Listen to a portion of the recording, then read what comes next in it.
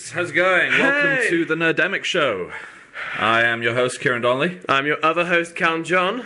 And I'm the guy who sits here while they do all their stuff. Move this way a little Also bit. known as Harry. Yeah, come and join us on this side, Harry. Hey. There's no need to share tonight. There's no one here. This is it. So Chris R. and Elliot are already watching. Hello, guys. How's it going? So as we have been saying for a while, this is the last Nerdemic show here at ORB Radio One. Oh. But not the last Nerdemic show. No, the Nerdemic show shall continue. We're just moving to a new location. Well, several new locations, to be honest. It's sort of like S.H.I.E.L.D. at the end of Winter Soldier. Yeah. We're splitting the band up, but the music will keep coming. Don't know. It's a weird analogy. Yeah, it's kind of like solo careers, but it's basically like Michael Jackson. After he's died, they keep on releasing his music. Except it's new stuff, and it's the same people, just different places. And none of us are dead. And none of us have died yet. Touch wood. You better touch wood as well, Cal. And it's asking, yeah, I already did. Elliot W is asking, would it be at the same time on here then? Yeah, the plan is to keep it going Wednesdays 8 till 11, unless we decide that there's a better time slot we can go for. But if we do change, it will be announced. Yeah, we'll give plenty of notice. It won't be a case of we just won't be on one Wednesday and then you'll see a notification on like Friday saying we're live. So, don't worry, it's all fine. We're going to keep going. We're keeping going.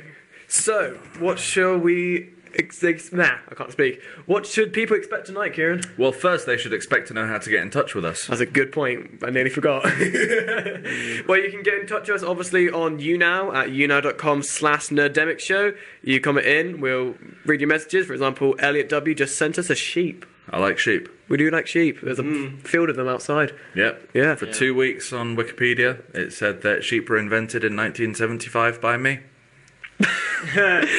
Alright. Really shouldn't let people edit stuff on there. No, they really shouldn't. No. And then you can get in contact, obviously, you can follow us on Twitter at Nerdemic Show. You can find us on Facebook at facebook.com/Nerdemic Show. You can find us on YouNow at younow.com/Nerdemic Show. And you can find us on YouTube by Googling Nerdemic Show. That's about it. Because... Plenty of ways to get in touch, though. Typically, just Google Nerdemic Show. You'll find one of the many ways to get in contact. Yes. A Nerdemic Show, not Nerdemic, because apparently there's a YouTuber that has that name. I looked at that. It was a clan that was it died in 2010. So clan? It's like a gaming clan. Oh, okay. I thought you meant like a cult. No, it wasn't a cult. And they all drank the punch or something. No. It was like a gaming clan on Steam. But that YouTube channel died years ago, so it doesn't really matter. We have come and taken their place. It's not like me, Luke, and Jamie decided to silently murder them all in their sleep one evening when coming up with names for the show. Okay. Anyway, moving on to the show tonight. Well, what can they expect from us tonight, Callum? Well, tonight we have our regular film and TV segment, where we talk about the news. We've got the gaming, we've got anime, we've got your regular comic book section, and we have I was going to say the quiz, but it's different to normal. We're going back to what Rick and I used to do when we were started hosting the show while you were off doing exams or something boring like that. Yeah. And we're having a quiz off. Yeah. So for our last ORB show, Callum and I have each come up with 10 questions that we will take it in turns to ask each other, I suppose. Yeah. So those of you playing at home, anyone who comes and joins us in the studio to play, have a definite advantage over us in that we can only get a possible 10 out of 10. You can get a possible 20. Which, I'm not liking my chances so much this week. I'm a bit 50-50. Either you're still riding the high from winning last week, aren't you? Yeah, I've had a good streak this month. I've won 2 quizzes. I'm not making them hard enough. Yeah. I might change some of my questions, make them a bit difficult. I've already got pictures though, so I've got to come up with difficult questions that revolve around those pictures. That's why I don't do pictures, because, well, A, I can't be asked, and B, I'm not very good at it, and C, mainly because it makes it a bit easier. Could you have a virtual clue? It's so easy though. Like, I mean, if you've got a question about the Avengers, you just go on Google Images and look up Avengers and find the most ridiculous picture you can. Yeah. Well, like it was one of them last week that gave it away. It was the dead. Several of them gave it away last week. One of them, I actually had a picture of the guy I was talking about on the screen, and no one noticed. That's a good point. And also, the Daredevil one, while that was good for some people, others I've tried it on did fall into the trap that I lay with it. When you say fell into it, you mean that Georgie fell for it? No, Georgie got it right, actually. Oh, okay. Yeah, it was the Ghost Rider trap, wasn't it? Yeah, the Ghost Rider trap. Having a motorcycle Daredevil. Because, I mean, that was his profession. Yeah. Yeah, a lot of people fell for that one. Yep. Because I try my quizzes out on people, like in the week that I know I'm not going to be able to see the show. Yeah, see, that's how I know if it's got a good balance of tough but fair. Yeah, I would, but I don't have friends. Yeah.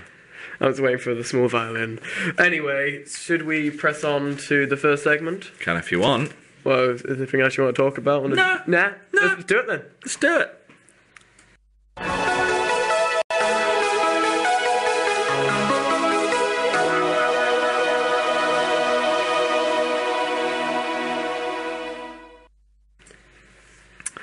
Do love those intros. Yes, of course it is the TV and film section. Yeah. Have we got the images in? Yeah, I hope so. There's quite a lot of them. Yeah, there's a lot of news. There's a lot of image news as well. So, for example, our very first news is about an image. We have the first photo from the Suicide Squad has been officially released. The Suicide Squad film, which comes out on August 5th, 2016, has now got its first image of the entire team. Sweet. So, if we move on to image number 2, I have actually got an image which has all the names for each character. So on there you can see Harley Quinn, you've got Deadshot, Split Rock, Boomerang, Enchantness, Killer Croc, which I think is a complete abomination. He's not big enough. He's not crocodile enough. Well, I mean, in the comics, he's not exactly... He's basically just, like, scaly. Yeah, but he's not even that. He looks like he's a mixture between The Thing meets Abomination. He looks like Shaquille O'Neal with eczema. Yeah. I think that's what they've gone for here. I mean, what they really needed with Killer Croc was what they had with the Lizard for Amazing Spider-Man. I mean, that actually looks a lot more like how I would imagine Killer Croc to be. Yeah, same. Basically, Lizard from Spider-Man on steroids. That's what they should have gone for. Yeah, I've been hearing a lot of mixed stuff on this. Obviously, they're going for the more recent Suicide Squad, the kind of New 52 style one. I'm loving that they've got El Diablo in there. He's one of the most interesting characters in the comics, I think. He's got the ability. He's kind of like Pyro. He can shoot fire at people. Yeah. But, like, he's got these weird tattoos, so whenever he uses his fire abilities, his tattoos start to fade and disappear. So every time they come back from a mission, he has to get new tattoos done. It's kind of weird. Killer Croc, they've literally just put him in there as a replacement for King Shark, which I think is a shame, because King Shark is awesome. I remember you a couple of weeks ago saying about that. When they get back from their first mission, he eats one of their team members, and the guy manages to stay alive in his stomach for 3 weeks until King Shark is knocked out and he climbs out. Wow. Yeah. I do have a bit of a problem with half the team, which is the ones that make the T formation of the picture. So Slipshot, Boomerang, Enchantness. Slipknot. First mispronunciation of the final show. I'm counting them tonight. I'm going to have a shot tonight for everyone. Oh dear. I shouldn't have told you that. You're going to be really mean now. Nah. Slipknot I don't know much about. I don't know a lot about half of them anyway, but I don't like the costumes for a couple of them. They just look too generic. Boomerang is very true to the comics. A couple of them I can definitely see. He'd better be an Aussie. Yeah. That's what I'm saying. He'd better be an Aussie. See, Deadshot, personally, with Will Smith, I'm a bit 50-50. I'm kind of okay with it because I like Will Smith as an actor. Yeah, same. And I think he does need to redeem himself after that one he did with his son. After Earth. Yeah, that was pretty awful. Enchantress, I'm not too keen on. My housemates aren't too keen on it either. She's kind of got a sort of Courtney Love look to her when she should really be rocking more of a Gwen Stefani, if you get my meaning. Harley, I'm not sure about Harley. Like, No. the top half, I'm kind of like, yeah, that's kind of okay. The t-shirt's quite clever. In another shot of her, you can see that she's got a tattoo of the Joker from the animated series, which is kind of weird, but kind of cool all the same. And then, like, her lower half, it's like Star Spangled Pants, and that's it. Yeah. And yeah, I'm a bit worried that they're going to overly sexualize her a bit too much, or even make her kind of a love interest. Because I mean, she does in the comics. She does have a thing with Deadshot briefly, which ends in her stapling the Joker's face onto his and making out with him. Yeah, that happened. That happened. The Joker's actual See, face. I was having this conversation about Harley Quinn today, actually, and the biggest problem is that in the comics she is a smart character. Like, Well, yeah, she was a psychiatrist. Yeah, she's a psychiatrist. Yeah. Yes, she is a bit of a loopy, obviously, because she did what she did and turned insane, but she still is clever. She still is rather intelligent when it comes to what she does. Yes, she goes under this quite, like, near childish B-man from, like, in the animated series, but she's still quite a decent character. But when it comes to that image, it sort of sees a bit more of, like, her being more of this quite childish way of seeing the character. Yeah, I mean, the character itself, she is kind of childish. There is a weird bit that happens in the Suicide Squad comics in the New 52 where they kind of make out that Harley Quinn and Harleen Quinzel are two completely separate personalities. And Harleen Quinzel actually kind of starts to take over again. So while she is very intelligent and that kind of thing, she's bipolar basically. Yeah. But the problem is, I'm going to see with them having it, if they're just going to go down this complete what's the game called? Is it Lollipop Chainsaw? Don't know. No, it's a game where basically it's a cheerleader, like the main character. Yeah. But it literally the entire way through it's just like just like really like feminine. Yeah, I think the thing with Harley is, like, she kind of plays on the she plays on it, but you can see side underneath of it that she's still quite an interesting, But decent character. Yeah, it's kind of, oops, sorry, I killed your entire family. Yeah. You know, that's the kind of thing with Harley. I want her to be completely unhinged and a nut job, and to only be, like, shown up by the Joker. Yeah, I can agree with you on that one. I mean, especially, like, I'll talk about it in more detail later, because, spoiler alert, my comic book character of the week this week is the Joker, but especially in the New 52, they took it to a whole nother level with the Joker. Like, just, there are points where Harley's scared of him. And Nice. Yeah. Even, we've been talking for like 10 minutes on this one picture. We actually do have another picture from the Suicide Squad, which is of Deadshot himself. On the left, we do have a picture there of Will Smith in quite a dapper-looking hat. And to the right is a Cylon from Battlestar Galactica. Yeah, pretty much. I don't know if this is the same character. It didn't say. But we've got Will Smith on the left and a Cylon on the right.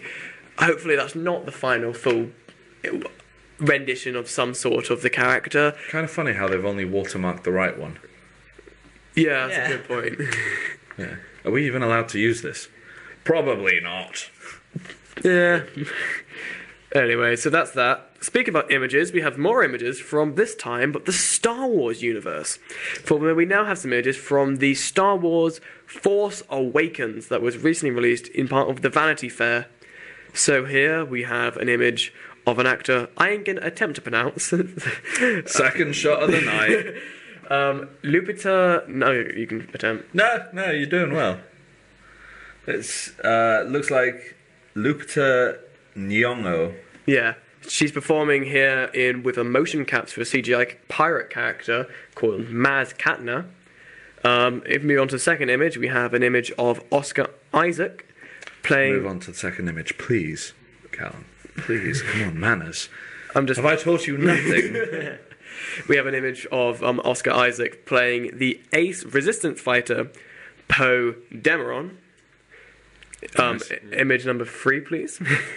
Good boy. We have here J.J. Abrams directing the heroine, Rey, played by Daisy Ridley, who's piloting a speeder bike in the middle of this marketplace.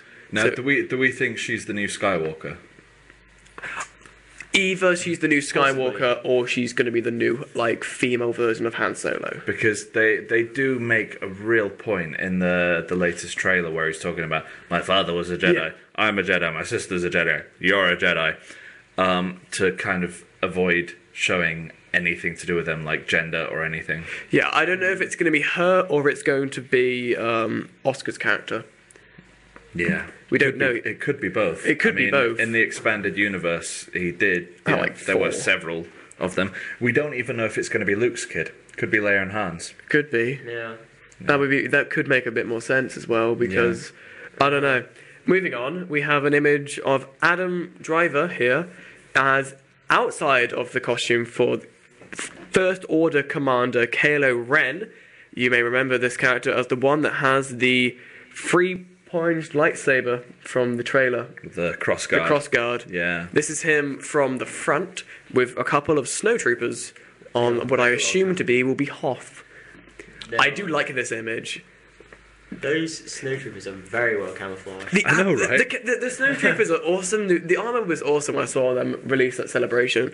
Kylo Ren, which is the new villain pretty much for the series. One thing we've had announced is that the villain organization in this is going to be called the First Order. Nice. Possibly could mean the First Order of the Rebellion of the Empire or something else. We don't know yet. We'll find out. And then finally, with image number 5, we have a image of First Order Chrome Trooper Captain Plasma. Captain Plasma. This is not. I don't believe this is the official name for it. I think this might be the fan. Captain Plasma. This is going to be played by Glenn Christie from. Glenn what? Glenn Christie from Game of Thrones. No. I'm going to be rooting for it. I'm getting to the point where I'm just going to be downing a pint of vodka. Yeah. I don't know if that is the actual name they're going to have for the character, but or it might just be a fan name for it because she is wearing plasma armor. No, Marcus has corrected us here. It's Phasma. Phasma. Thank you, Isaac. Thanks, Marcus. Thank Did you. you just call Marcus Isaac? No. I am well on my way to that pint of vodka. Marcus, I'm giving you permission to stop watching. Pop down the offie. Right. It's late. It's tired. I Long know. day. Final show. Thank you, Marcus. I'm loving it. Yeah. Now, I actually have some sort of news from the rumour mill about the new Star Wars. Go on. A guy I know who shall remain nameless is actually working on the film and claims to know the plot for the 3 films. All he's told me, do you actually want to know? Because this could potentially be spoiler territory. It's very much go based into it in a way of it doesn't fully spoil any dramatic twists, but maybe you will get a synopsis that you see before the film. So basically, what he said is the first one is going to be very politically charged, and it's going to kind of be more of a setup film for the rest of the trilogy. So catching us up with what's been happening over the last 20 years and setting up for the new trilogy. Right. The following 2 films, it's going to have the new Jedi Order facing off against a Sauron-style Sith god. Well, that's cool. Which, if it is true, as I say, it's rumour. He might just be messing with me. That would be pretty sweet. But how do you have a lightsaber fight against Sauron? Just hack away at the bottom of the tower until it topples. Oh my god. That sounds awesome. We've had Sophie Strawberry come on with you now saying hey. We've had a fist bump from Elliot, so... And Philip J became a fan. Woo! Thanks, Phil. Sorry for anyone who's listening in. Sorry for anyone with earphones, because they're now just deaf. Yeah. That's what's just happened there. So moving on to the next story we have an interview from Aaron Taylor Johnson, who played Quicksilver in the recent Age of Ultron, discussing about the character. Spoiler territory here, guys. This is massive if spoiler you have territory. not seen Age of Ultron, plug your ears. Or, go see Age of Ultron. Come on. Yeah, either... I'll just say, just unplug your ears until... No, keep it on the screen, and when you see that come off the screen, you're safe. That seems like a good idea. Yeah.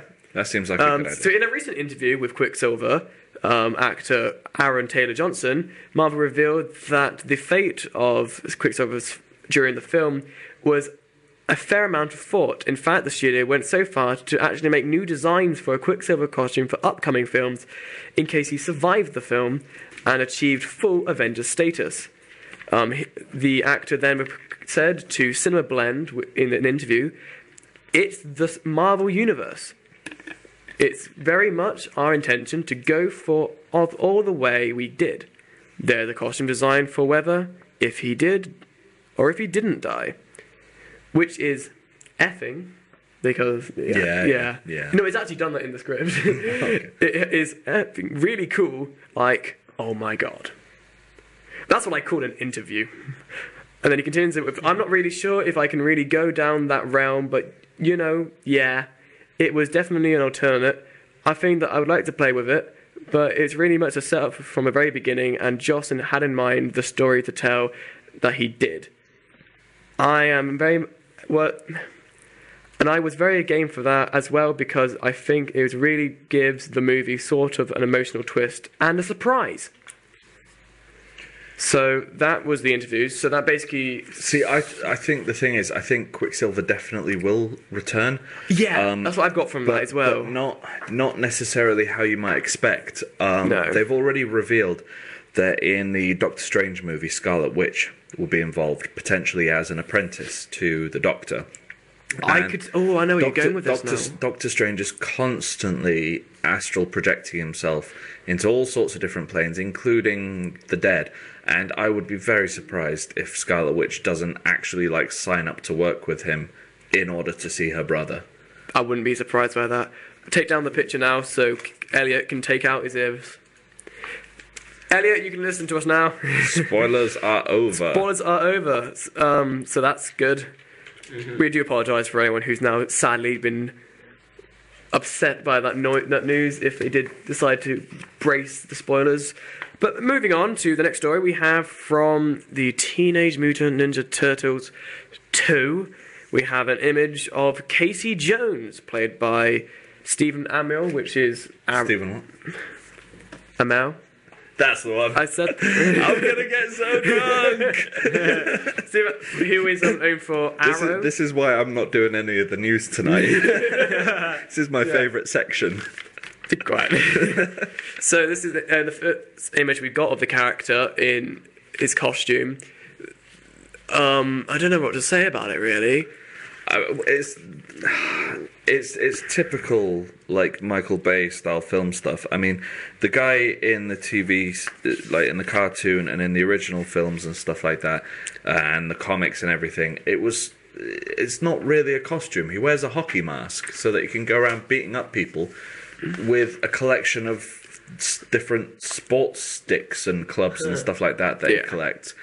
And they've just decided, no, let's go Jason X on him. Let's give him a really cool, unique mask that a normal person would never be able to find themselves. It's just put him in a hockey mask. Have you seen what they've also officially named the second film? Oh, what? I've got it here. It is Teenage Mutant Ninja Turtles Half Shell. Heroes in a Half Shell. Yeah. Yeah. Okay. It's a cool name. That's Okay. Anyway, thanks, Michael Bay. Cheers, as always. Ruining my childhood. Some lighter news that is a bit more fun. We have the information that the Jump Street / Men in Black So happy. Men in Black crossover is actually going to happen. I'm so happy about this. Oh, man. Any other film crossover, like where you're crossing genres like this, I would hate it. But these two, these two, it would work. Yeah, Sony Pictures have confirmed that the much-discussed Jump Street / Men in Black crossover is happening. The film comes after a bit of information released last week detailing that the female lead of the Jump Street franchise, which will be written by the writer from Broad City, the name has not been put in, and the film will be put into pre-production later this year. Awesome. Have you seen 22 Jump Street? Yes. Yeah. Oh my God. I'm absolutely loving the fact that they're actually counting that like fun bit at the end with like 23 through to 32 Jump Street. They're counting those as canon. Yeah. Like even the bit where Jonah Hill turns into Seth Rogen, canon. I would watch all of those films, all of them. I think they should do it as like a Netflix series. Yes. Like an hour long episode for each of them. And it's just like, it sort of sums it all up. Yeah, it'd be shorter and a bit less funny, obviously, because it's half a film. But it would just be like, medical school, scuba class. No, they should just make like feature-length versions and cut out all the non-funny bits and then put it on Netflix. Although, I mean, 22 Jump Street, I was in stitches for most of the film. I can't think of a non-funny bit apart from when it was meant to be emotional. It was a brilliantly made comedic film. It was such a good... The first one was brilliant as well, but the second one was actually better. Yeah, the second one raised the bar. Yeah. And now we must get on a sadder note. We have the sad confirmation that Grace Lee Whitney, who played Yeoman on the Star Trek series, has passed away at the age of 85. So that's quite sad. It's been a while since I've watched it. But, yeah. Which episodes was she in? She I definitely was recognise her. a core character in the first 8 episodes of the original series, and then sort of became a supporting character for the rest of it. And then she later appeared for a short period of time in Next Generations, in like a cameo role. Her character, Yeoman, was a nurse that had an obvious crush on Kurt. Yeah, that's a shame. That's the second one this year from the original team that we've lost. Yeah. Well, rest in peace. Please tell me you don't have comedic news next. It's not very comedic. It's an announcement. This one will do. Yeah, that'll be fine. We have I'm looking forward to this now. Martin Freeman is going to be joining Captain America Winter Soldier, Captain America Civil War. I keep saying Winter Soldier every time I talk about this film. So Marvel's Captain America Civil War, coming out later in 2016 on May 6th, has had the confirmation that the actor known for playing Bilbo Baggins and Dr. Watson will be joining the team as a character yet announced. What do you think he might be? I don't... You're the comic expert on the team. Who could he possibly play? I'm just trying to think if there are any significant characters other than superheroes from Civil War that we're missing. Preferably short characters. Marcus has just said that he could either play Speedball or Captain Britain. Captain Britain would be quite funny. Oh my god. Yeah. Although Captain Britain's meant to be like the British equivalent to Captain America. Philip J says Spider-Man. This is their announcement. But like, I love this. Like, you know, he does Sherlock with Cumberbatch. Yeah. Then he gets Bilbo in The Hobbit, and suddenly Cumberbatch is playing Smaug. And now Cumberbatch has got himself into the MCU with Doctor Strange, and oh, look who's creeping along. Those two must have something in their contract. You hire me, you got to hire the other one. Yeah. Martin Freeman will be in Star Trek 3. He will. It's going to happen, and Cumberbatch will be in the next remake of Hitchhiker's Guide to the Galaxy. Yeah. I could see it's similar with Edgar Wright and Simon Pegg. Every time he does a project, he normally gets involved. Yeah. I can't think of one film by Edgar Wright which he hasn't at least made a cameo. Yeah. They've become the new Tim Burton, Johnny Depp. Yeah, but I prefer them to. Yeah. But I can't think of a single Edgar Wright film I haven't enjoyed released in the last couple of years. Yeah, fair enough. Right, so that's all the news, isn't it? That's all of my news, yeah. So I've got a movie review. This is new. And it's probably the most topical one that we've ever had on the show. Even though we've reviewed Avengers before it came out in America. Topical in a different way. Oh. Okay. So, okay, what do you mean? The film review I am doing for this week is called Unfriended. Oh, no. It's this film. Yeah. This film. Yeah. So Unfriended is the latest in the kind of found footage style film. Not a fan. Yeah, found footage films, especially horror, you're either a fan or you're not. Okay. Personally, I like to rate it based on the film. I personally think Blair Witch was an hour and a half of my life I'll never get back, whereas Cloverfield was awesome. Okay, but Unfriended, this has taken the kind of found footage style films into the new generation. Okay, because I was really surprised when I got in. The entire film takes place on the main character's computer screen. That's cool. Yeah, so throughout the film, she's having a Skype conversation with several of her friends. You see her there with her boyfriend, obviously looking a bit emotionally distressed. And yeah, there's the others. He's looking kind of crazy at the moment.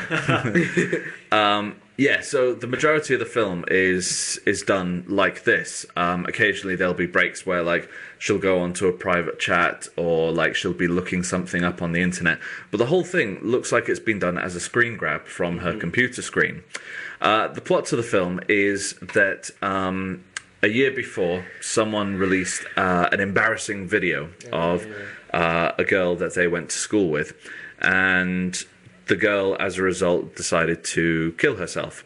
And this is 1 year later. So all of their computers suddenly start getting hacked, and you can see at the bottom right there's a screen that just has the standard Skype someone without a picture kind of thing, and they're unable to get rid of it. And eventually it starts typing to them. And you spend most of the film trying to decide, is this one of her family members or something who's really good at hacking and is out for revenge? Or is this actually a supernatural thriller in which it's the ghost of the girl in question? And you literally spend the entire film trying to work that out. One point with this I've just heard from Elliot W. on You Now is surely the solution would be just not to go online for a bit. Well, that's the thing. This is Laura Barnes. She's the girl who killed herself. They get told very early on if any of them log off or hang up, they'll die. Oh, okay, that sort of sums up. Okay. They set up this kind of thing. Eventually you get to the point where you start to think, yeah, maybe this is a ghost kind of thing, because what it's able to do is it possesses them when it decides it wants to kill them and makes them kill themselves. Lovely. Yeah, so it's like one of those things where you sign off, you're going to die, so they all have to stay there. And the ghost starts playing sick games with them. They start playing a game of Never Have I Ever. They all have to put up 5 fingers, and every time it types something that they've done, they have to put down 1 finger, and whoever puts down all the fingers first is going to die. So they're all terrified and in tears. And it's not one of those general ones where it's never have I ever cheated on someone. It's never have I ever cheated on my boyfriend with this specific person. All the questions are targeted at those particular people. And the whole thing is, the ghost is trying to get them to admit that one of them was the one that posted the video that led to this girl's death. Now, the thing with this film is 10 minutes in, and when I watched the trailer before going to see it, I thought, I'm going to get bored of this. I'm going to get so bored of this. It's just a computer screen for the whole thing. I didn't. I did not get bored of it. Really? They managed to pace it really, really well, especially when you consider the fact it gave the impression that it was all done in one take, which I mean, it clearly wasn't. I imagine every time she went and clicked on her browser to do something, it was so they could call cut on everything else. Yeah. But it gives the impression that it's all that way, and it's all in real time as well, which is great. I really love those real time things, like with 24. But yeah, scare-wise, it's not really a jump scare kind of film, which are my kind of favourite horror ones. But I'd say horror-wise, it's probably a solid 7 out of 10 kind of thing. As a piece of film alone, I'd actually rate. Yeah, so anyway, as I was saying, like the film itself it's a fairly decent film, especially for a low-budget horror. I mean, you don't really expect too much out of these kind of films. And yeah, it is kind of the Ring for the VHS generation. I mean, people who weren't part of the VHS generation. But yeah, it's got a few kind of annoying plot holes to it. A few bits that made it, I don't know, that could have made it better. Like, for example, Laura Barnes, the girl who dies a year previously, is a bit of a B word. Like, no one actually likes her. Like, you see the video that provoked her to kill herself, and the first bit of it is just her being really mean to someone for no reason. So you feel no sympathy towards her character at all. I'm presuming the whole reason that she got embarrassed over it was because of the fact that she got drunk or something like that. Yeah, she got drunk and ended up, like, basically, imagine, like, the worst night you've ever had and someone filming that and putting it online kind of thing. It was just, It was, like, really embarrassing, and, like, people kept provoking her about it online and that kind of thing. It was, to be honest, the whole film was, like, you know, don't cyberbully people or a ghost will kill you. That's pretty much it. But yeah, it's a fairly decent film. There's one thing that I would have done if I was in their situation, which would be this. Kill me now, ghost girl. There was a comment that was sent in before the crash, which was, so what happens if, like, you lose charge and you don't have a charger? Well, does the ghost wait? Does it, like, just wait until you come back online? Does it kill you straight there? Does it come? It probably would just kill you. Like the way it's set up. Like, I mean, there are points where people look like they're going to leave, and it does just, you know, it doesn't bluff. Let's put it that way. It just possesses the laptop to give it an infinity basically charge. Think of it like this, right? If you end up, like, provoking someone and they die as a result of it, and their ghost comes back, just on the off chance that their ghost comes back to haunt you, make sure you've always got your charger handy. Just make sure you weren't the one that uploaded the video. This is true. Just be a snitch. Your mate dies, but again, the people who didn't make the video as well got caught up in it. So. Yeah, they're like, why do they all die? This was one of the issues I had as well. That kind of just shows how much of a B word the ghost was. So, in other words, don't be friends with a complete and total. But one thing I did really like about it is when it starts off in that typical horror film style where everything's great, everything's happy, and then people start dying. And the characters in it, they're all quite likable in their own way. Like, they fulfill the roles that you get in your standard American teen comedies and stuff like that. You know, you've got the shy virgin who wants to lose it with her boyfriend at prom. You've got the Stifler character who, you know, he's kind of like the cool one of the gang. You've got the nerdy guy who is in with the slutty girl. It's your standard, like, kind of thing, and they all seem like really nice, decent people and stuff like that. Nice. And as the film goes on, especially when they're playing Never Have I Ever, you start to see a dark side to them, and there's not a one of them you really like by the end of it. But yeah, I mean, I would recommend seeing it purely because it's a new style of cinema. You know, it's. I when you were talking about that, I was starting to think of a couple of short film ideas that could be quite cool from this. We have a couple of you now come in from that. Debbie said, just put the computer into sleep, so that's hibernation mode. Laura Eve, HBC, is asking, why is the screen supposed to be red? That's our live light we have here in the studio. For anyone who doesn't know, the studio we're in at the moment is closing down after today. We're actually the last broadcaster. Yeah, we are the last broadcaster in this current studio. We're moving to a new studio, but apparently one of the first things they took out was the normal lights. So we've just got a red light right in the centre. Yeah. So we've got a bit of a red glow going. Yeah. But yeah, that's my review for Unfriended.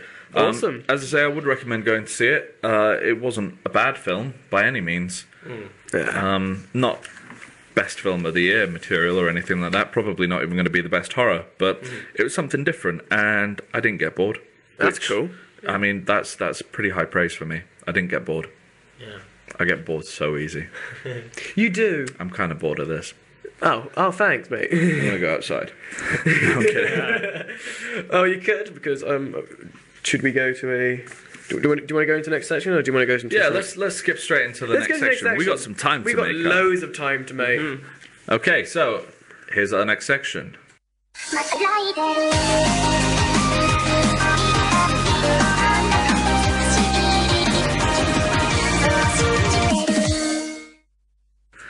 I don't know what they're saying, but it's funny. Yep. That's all I've got to say on that. Because Japanese. Because that's the anime section. Yes, this is my bit. So, for anyone who doesn't know the anime section, I am going to review a recommendation for an anime. This one is on Netflix because I've gone there with that this month. So everyone I have talked about in the last month, apart from last week's Marvel one, has all been on Netflix. So this week, our review is Code Geass, Lelouch of the Revolution. What? Also known as Code Geass, Nakatoro no Lelouch. How can you pronounce that, but you can't say Stephen Amell? Lelouch is the name of the character. Right. So you get used to it from hearing it every single episode. This is 25 episodes per season. There are 2 seasons, which on Netflix is technically counted as one big stream. You can watch all of them. So that's 50 episodes in total. Its genres are action, mecha. I haven't done a mecha on the show in a long time. School, sci-fi, military, and superpower. LHW saying, isn't the theme tune from anime section Vocanoid? No, it's the only anime-related thing on the YouTube free music, which could possibly be, but I don't know. So anyway, onto the actual show itself. The show has this synopsis, which I'm going to read now. Do it in a cool Morgan Freeman style voice. I'll attempt with my pathetic voice. Go on, Morgan Freeman it. On August 10th of the year 2010... More nasal. On August 10th of the year 2010, the Holy Empire of Britannia began a campaign of conquest. Its sites, Japan. Operations were completed in 1 month, thanks to Britannia's development on new mobile humanoid armor vehicles, dubbed Nightmare Frames. Japan's rights and identity stripped away. The once proud nation now referred to as Area 11. Its citizens, 11s, are forced to stretch out a living while the Britannia live in comfortable hierarchy within their settlements. Pockets of resistance appear, however, throughout Area 11, working towards an independence in Japan. Lelouch is an exiled military prince from Britannia, posing as a student which finds himself in the heart of an ongoing conflict on his country. One day, on such a normal day, he sets out skipping class from Ashford Academy to sneak out to go to a chess game. However, through chance, he meets a meeting with a mysterious girl known as CC, and Lelouch gains the power of the Geass, which gives him the ability to have complete dominance over any person, which will allow them to do any of his commands for one time. So basically, he's allowed to... He gives him a command. Whoa. What? Did anyone else notice that superb Morgan Freeman impression turn into a 16-year-old white kid? I know. Yeah, it was a bit of a cut. I was just explaining it. So yeah, he then gets the power of the Geass. If you go to a couple of pictures ahead, that's it. There we go. So basically, he then has given. He gets David Bowie eye. Yeah. Yeah, he gets the ability to take control over a person's mind to basically do a command for him. The very first command he says is "kill yourself" to a group of soldiers which are about to shoot him. He has that much power, but you can only use it one time on a person. So the entire series itself sort of goes around Lelouch himself as he sort of takes this opportunity of having this power given to him by CC to sort of create a revolution, as you were. Hence the name of the show being Lelouch of the Revolution. He creates the character known as Zero, who is his way of hiding his actual identity because, well... Bit of a Death Note style thing. It is very Death Note. This is sort of Death Note, but with mecha, and a lot more of a decent plot. This is... Sorry, we've just had a comment from Free Brony asking if you could repeat what it is you're talking about. Yes, this is the anime section of the Nerdemic show. We're talking about the anime known as Code Geass Lelouch of the Revolution. So it's basically around a boy who gets given the ability to take control of a person's mind in this world where the Holy Britannian Empire has taken over Japan and pretty much most of the world. Nice. Yeah. The other characters involved in the show is Suzaku Kururugi, which is probably my favourite Japanese character name to ever say ever. He was the son of a Japanese prime minister, whoever obviously debunked when Britannia takes over. Mm-hmm. He was friends originally with Lelouch. He was his best friend from a child. However, he then later on becomes a member of the Britannian Empire military, and then becomes a pilot of the experimental nightmare frame known as Lancelot. In this picture here, Lancelot is the one on the right. That's the blue one. Okay. I'll explain. No, go on. No, carry on. The Lancelot proves to be a fast created nightmare frame. So basically, they're massive mecha suits which the Britannian Empire use. Is a major weapon just to take out. They took down the entire of Japan's military using these weapons in a month. Okay, cool. I have a comment, but I'm going to save it to the end. Yeah. The entire of Lelouch's plan, basically, is setting around his younger sister, known as Nanalie, who, when they were younger, she was blinded, and she became also handicapped, so she was also paralysed from the waist down, so she can't actually move against her wheelchair. He wants to make a better world for her, because she's a sister, and the Britannian Empire messed them up, obviously. He's exiled from that. No one knows his identity apart from himself and his sister. This is Suzaku here. And he just basically creates this entire revolution to create a new world, which he sort of has the control over. But because this is Japan, we also have, at the school, the Ashford Academy School Council, which is shown here. These characters mainly there for the humour of the show, apart from a couple of them which I'll note out, which is Karen, who is a young Britannian/Japanese woman who believes herself to be Japanese by heart and prefers to go by her Japanese mother's name for her surname. However, I'm not going to give away much more about this character, mainly because it's a massive reveal, and I don't. She basically ends up becoming a main protagonist, not antagonist, for the show. While the main antagonist being the Britannian Empire and sort of Suzaku, because he works with the Britannian Empire. That's his idea for his loyalty is if he changes the Britannian Empire from the inside, because it's very racist. They're all pro-Britannian. The Japanese are a secondary race. That was Nanalie. This is a picture of Kanan. So he wants to change it through that ideology. While Zero, also known as Lelouch, his ideology is we're going to make a revolution and just take you guys down using our own versions of the nightmare frames. And also his ability to control the minds of people. Cool. Yeah, you had a point you wanted to make.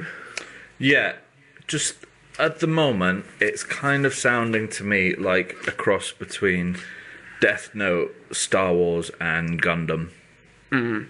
Yeah, this show and Death Note are quite similar. For the fact is that the main character technically could be taken as a villain in some perspectives. However, it's very different because this show, with its Gundam style with it... That is Wing Gundam. It's not Wing Gundam. That is Wing Gundam. That's Lancelot versus the... The white and blue one, that is Wing Gundam. No, that's Lancelot. I'm sorry, I agree to disagree, but that is Wing Gundam. Yeah, Geass is the name of the show, Free Brony. Sorry if I didn't make that quite obvious. This is on Netflix. And that's the red one. Was it Epsilon or something? Yeah, they're Gundams. They're not, or possibly, but this show, they're nightmare frames. But the point of it really is the entire show is basing around Lelouch and his entire revolution. Don't go to the last picture yet, just keep that one free. And it sort of follows his story of getting these powers, working on what they do, and then he decides, all right, there's a group of resistance fighters who are not doing very well. I'll become their leader. I'll hide my identity in a mask, and we'll attempt to take back Japan. And he's probably one of my favourite characters in anime. Cool. It's that's hard to say, but he has his ideology of he's doing some horrible things in some points of the show, like did in Death Note, but he has a reason. Yeah, it's one of those ends justifying the means. Yeah, kind of thing. he's completely that. He completely messes over a couple of characters here and there, but he's doing it mainly to create a better Japan. I think you might have got some of the wrong images for this. I haven't. That last one was definitely Gundam Wing, and that is blatantly a Genesect fighting a Zoroark. Yeah. No. When it comes to the Gundams of the show, Gundam just meaning mecha in general, the Nightmare frames are very classic Gundam style. They're very classic mecha. But that just makes it a bit more fun, really, because in Area 11, we have this entire idea that everyone who isn't a foreigner being from Britannia is a second-class citizen. The main school, which is the main backdrop for a lot of the characters... So just like Total Recall. In a way. Ashford is completely Britannian only. You can only be from Britannia to be allowed into the school. Hence, the only one person who is Japanese does get in, and that is Suzaka Kurorugi. And that's only because he's actually a very high member now of the Britannian Empire. Is there a dub of this? There is a dub. Because I would be quite interested to watch this one, actually.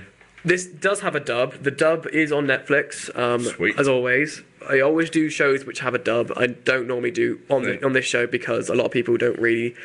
They have the divide. A lot of people go sub, some people go dub. But I always talk about the dub ones here as a recommendation to people who don't normally watch anime. See, because, I mean, like, the thing for me is I know I say that it is kind of a bit Death Note, a bit Gundam kind of thing. But I haven't watched Death Note or Gundam in ages, so I need my Gundam Death Note fix. I decided to use this opportunity to use Lucius' powers to do this.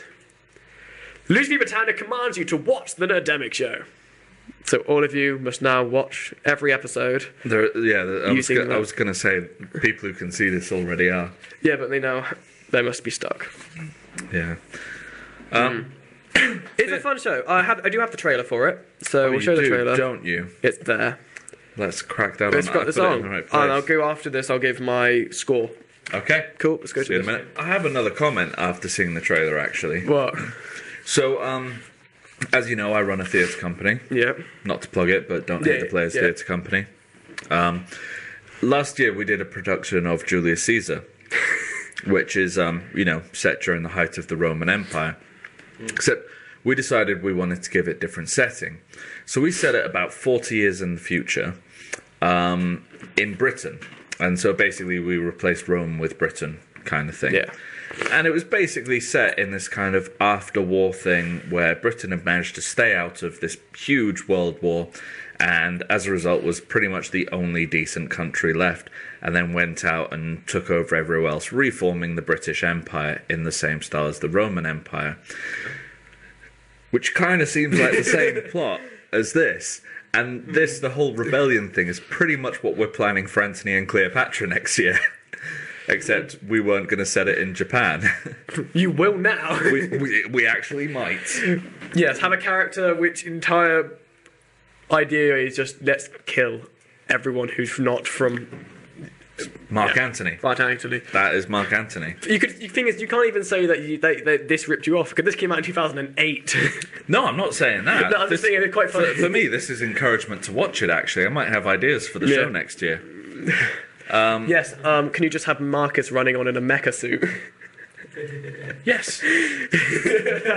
Marcus, if you're still watching, go on eBay, find out how much a mecha suit is. So just to make cardboard boxes. Yeah, let's hear what your rating is. Yeah, for my this, rating then. for the show is an A. It's an A. We have an A. It is literally the reason I did this is the final one for ORB. Oh, sweet, Marcus found one for a $5. Get it. If you can make it down here before 11 o'clock, just show up at the end, just run in. Yeah. Oh, he's joking. Oh. God damn it, Marcus. Marcus, you know you're not funny. Don't try to be. No. But the reason I did this for the final ORB show, because it is one of my favourite anime. I've done Attack on Titan before, which is probably my favourite, but this is a brilliant show. It doesn't have any major plot issues that I can definitely think of. Yes, a couple of the points you could possibly make that is mixing 100 different genres, but I like it when Japan do that. It's an homage to them. Yeah, when you're able to have a decent anime which mixes school and mecha. And you saw that trailer, boobs. That was one shot. There were at least 2 shots where the immediate reaction of everyone watching was boobs. Cartoon boobs. Then again, this is anime. Yeah. What can you expect? So yeah, this is an A. The show is on Netflix. You can find it if you go to the anime section. It's in dub. And that's my anime recommendation for this week. Cheers.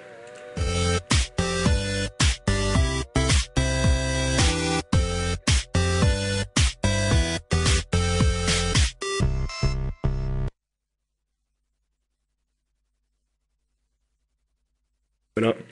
And we're back. We're trying to be back. The cameras are playing up now. Are we? Well, we've got. Well, they can see on the screen. Welcome back. We are back. We are now back. We're going into, as you can see by that little intro there, the gaming section. Just a little bit of news for gaming today, isn't it?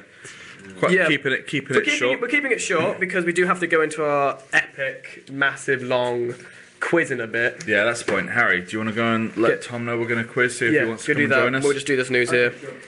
Elliot W says, I like how the video game's intro image is just Mario eyes.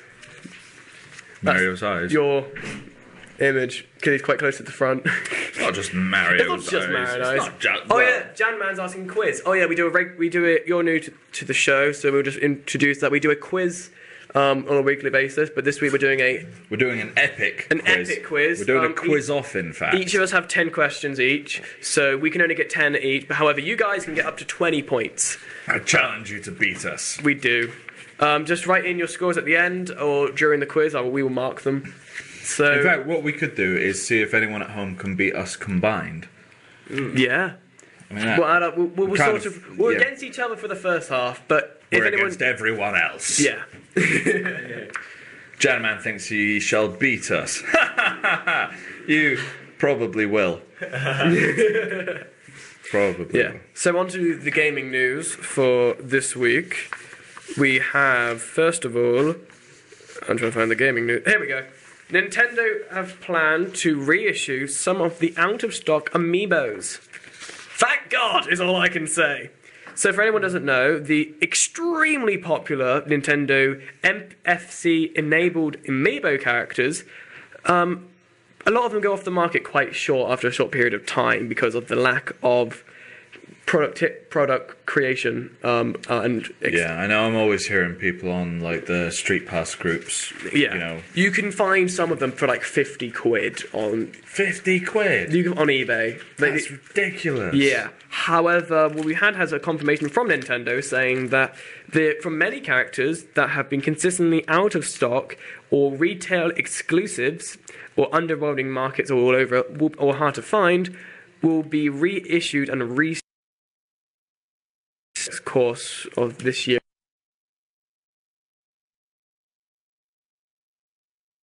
by a guy selling a Dr. Mario amiibo. Just said, I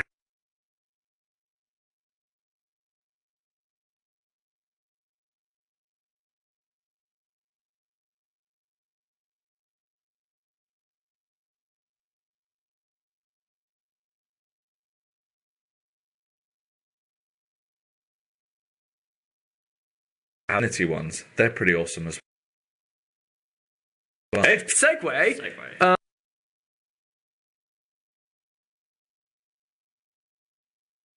A trailer, which I will show in a moment. We do. But basically, it's announcing that it will be Star Wars related. Let's show the trailer. Is it bad that I'm 28 and I want that game? No, not at all.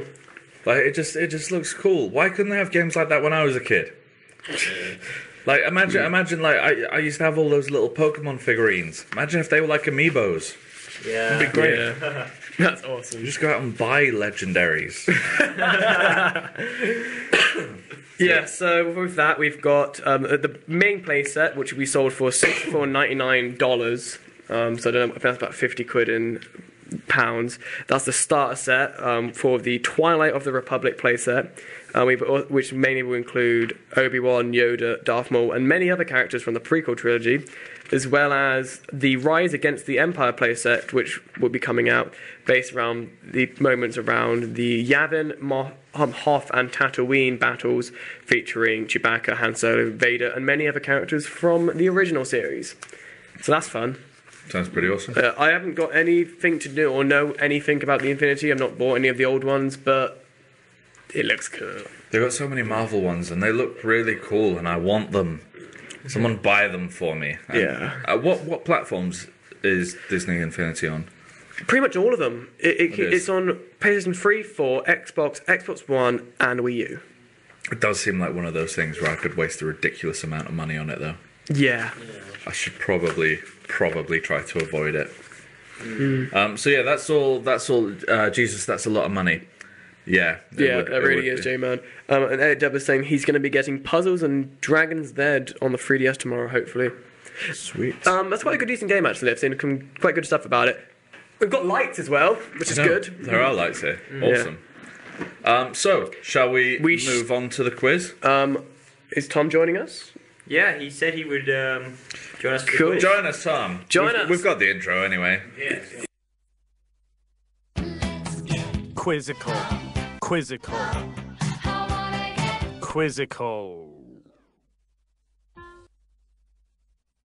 Okay, so we're back. The guys are just sorting out things like paper.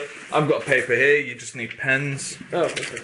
Pens. Do we have that? Pens, pencils. Pen, pencils, equipment. Yes, we've got pencils. We need them as well, don't we? Oh yeah, I need some. Yeah, because we've got... I'm doing the quiz today. We're so organised. So basically, guys, what you need to do at home if you want to take part in the quiz, get yourself a pen and paper or pencil, if you're feeling a little bit unsure. Callum, you can't sit there. You'll see my answers. Yeah, I'll move around in a second. I was just... The answers are up. Come on, I was just going to explain to you now. Lessons cheating. Pen and paper, questions 1 to 20. I'm moving here. Is this better for you? Yeah, that's fine. Cool. So questions move 1 to 20 camera. to the back camera. Yes, go to... Yeah, I will. I'm just explaining the rules, but I keep being interrupted quite rudely. Sorry, buddy. So, piece of paper, questions 1 to 20. Callum, I'm going to let you go first with questions. So all of Callum's questions will be in the odd numbers. All of mine will be in the even numbers. Make sense? Sure, why not? We'll go with that. Good. So do I begin? Yeah, I don't have a pen though. We'll give you some pencil. Wait. I have one. You do? Yeah, it's a bit of a Sharpie, but that's fine. Here's a pencil just in case. No, I don't need one. Anyway, I'm ready. so I'm beginning with question number 1. Which superhero has cameoed in the MCU, which is most commonly associated with the Soul Gem? So the Soul Gem is a Infinity Gem. Yeah. But there is a character which has cameoed in the MCU so far, which is most commonly associated with this Soul Gem. Who is it? They've only cameoed. So you need to know your MCU cameo information. You need to know your comic book information. Have they only cameoed, or have they... Only cameo. They've not had any prominent appearance so far. Trying to think who that could be. So that's question number 1 from me. I will say very quickly, it is a very hard cameo. Unless you know about this character before, you won't get it. I'm gonna throw a guess in there. Yeah, that's a proper guess there. Your turn. Yeah, I know. I'm ready. Okay, so I actually have pictures for mine. So if you gaze up at the screen, in the extended Star Wars universe, what is the name of Luke Skywalker's son? There's a picture of him there. Well,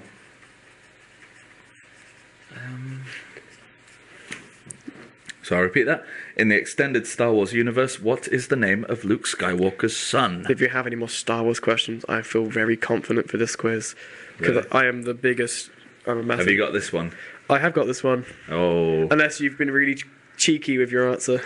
Maybe I've made this quiz a bit too easy for Callum. Oh yeah, there's a couple of questions you might get in mind. So is it my turn? It is your turn. It is. Have at it. This is a question we've had before on the Nerdemic show from a long time ago. Who was the first companion of the Doctor's to die? So in Doctor Who, the Doctor has many companions over the many years he has been travelling, but who was the very first one to have an on-screen death? I'm trying to remember this because I was on this show, wasn't I? You were on this show. Oh, you This bugger. was Nerdemic Show episode 3. You bugger, Callum. You absolute bum eyes. so this is question 3, right? This is question number 3. Right. Okay. Let's see. And it happened on screen. Yeah. Well, as much as you can get away with on a kids show. But loads of people die on Doctor Who on screen. Yeah, true. Okay. You want to go to question number 4? Yeah, go on. That's you. Oh, yeah, it is. So it is. Good point, Callum. Right, so my question number 2, but question number 4 for you guys. In the Marvel Ultimate Universe, Peter Parker is replaced by a new Spider-Man. What is the new Spider-Man's real name? We've mentioned it many times on the show. I know. Cal. This was meant to be one of the questions that you would get so easily. Oh my god, I know. really? Like, seriously, mate? This is super easy. I'm having trouble remembering his last name. Good. I feel tempted to help you. Because I'm starting to feel like this quiz is too easy. Really? Well, Callum's already got one, which is that's his average score for one of my quizzes. Yeah, pretty much. My turn. Question number 5. Yep. In Dragon Ball Z... See, Well, we allow it to be Z. okay, we're allowing it now. Because it's in the theme tune, and the In theme Dragon tune's Ball awesome. Z, not including the films or the specials, Goku has only ever killed 2 characters. So he's actually killed 2 characters. Name these two. So these are two characters. We're talking about just Dragon Ball Z. Just Dragon Ball Z.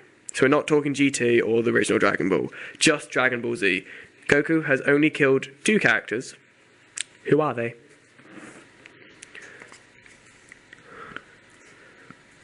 Oh, man.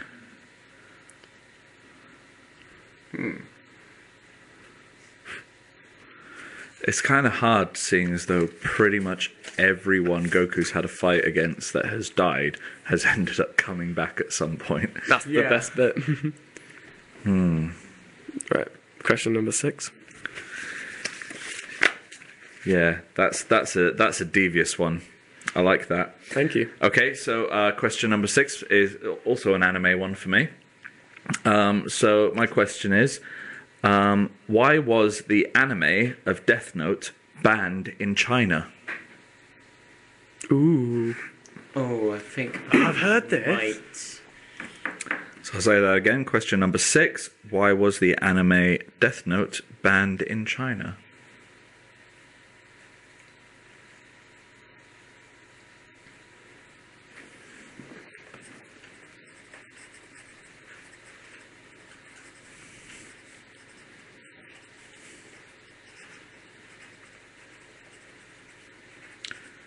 Ready when you are, Callum.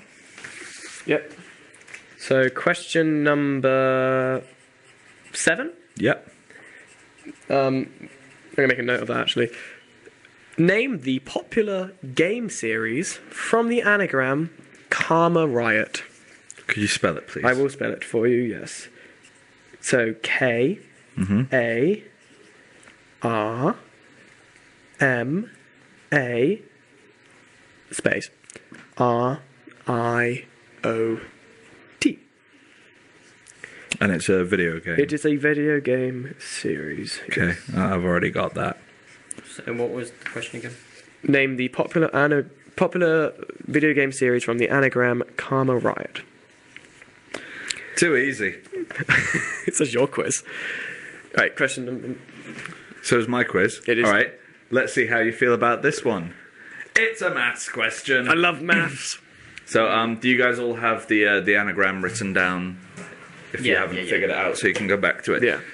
So, maths question. Basically, what I'm going to do is I'm going to basically ask you a series of questions that result in numbers, and then I'm going to give you some, like, you know, times. So the normal. Yeah. Mm-hmm. Well, I don't know if Tom's done this one before, so I'm explaining it for him.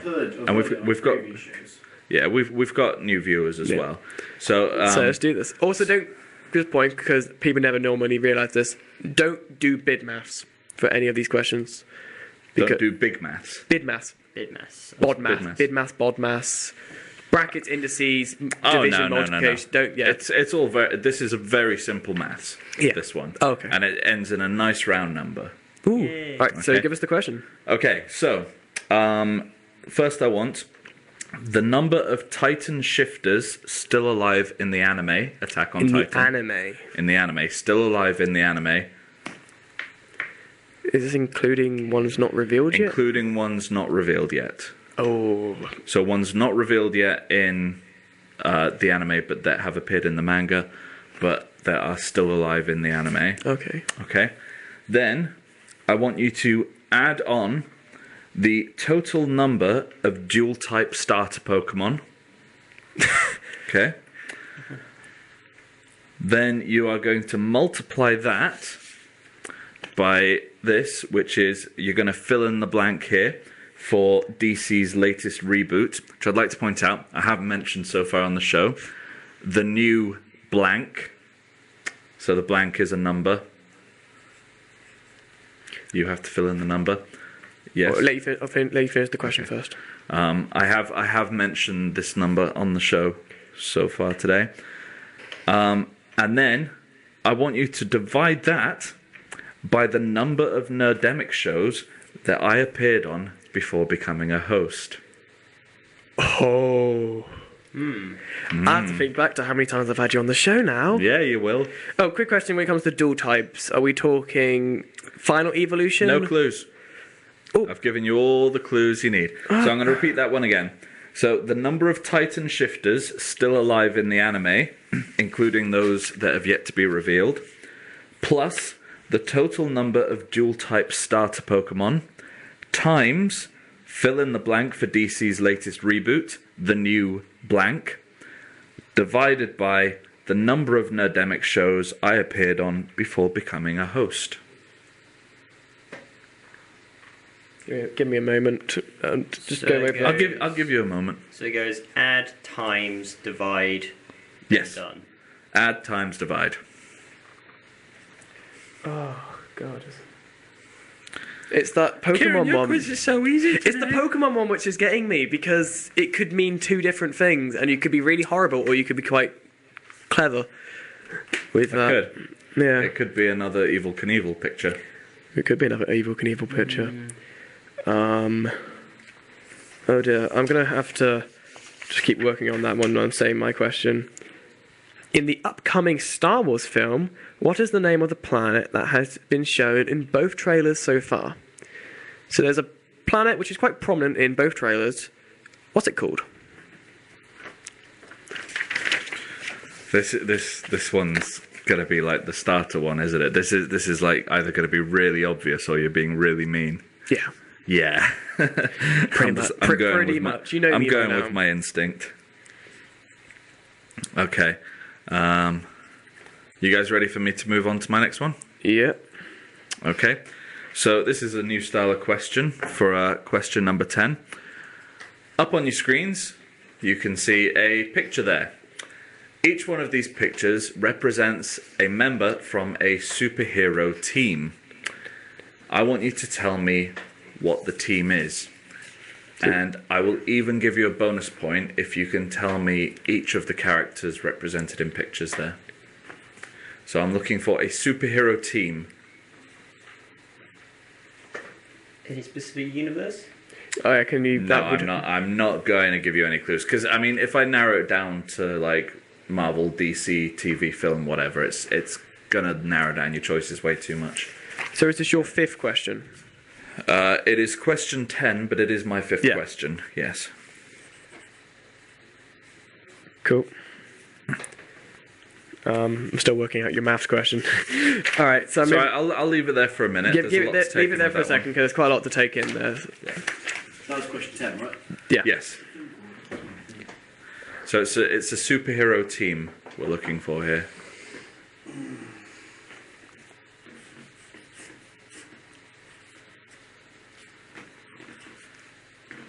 I mean, in all honesty, if you figure out what pretty much any of those pictures are, you should be able to figure it out.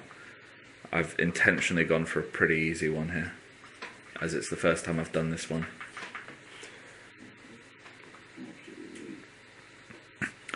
Okay, what I'll do is I will leave that up while Callum asks his next question. Yep. So question number 11, in the graphic novel slash recent, no, not recent, 2005.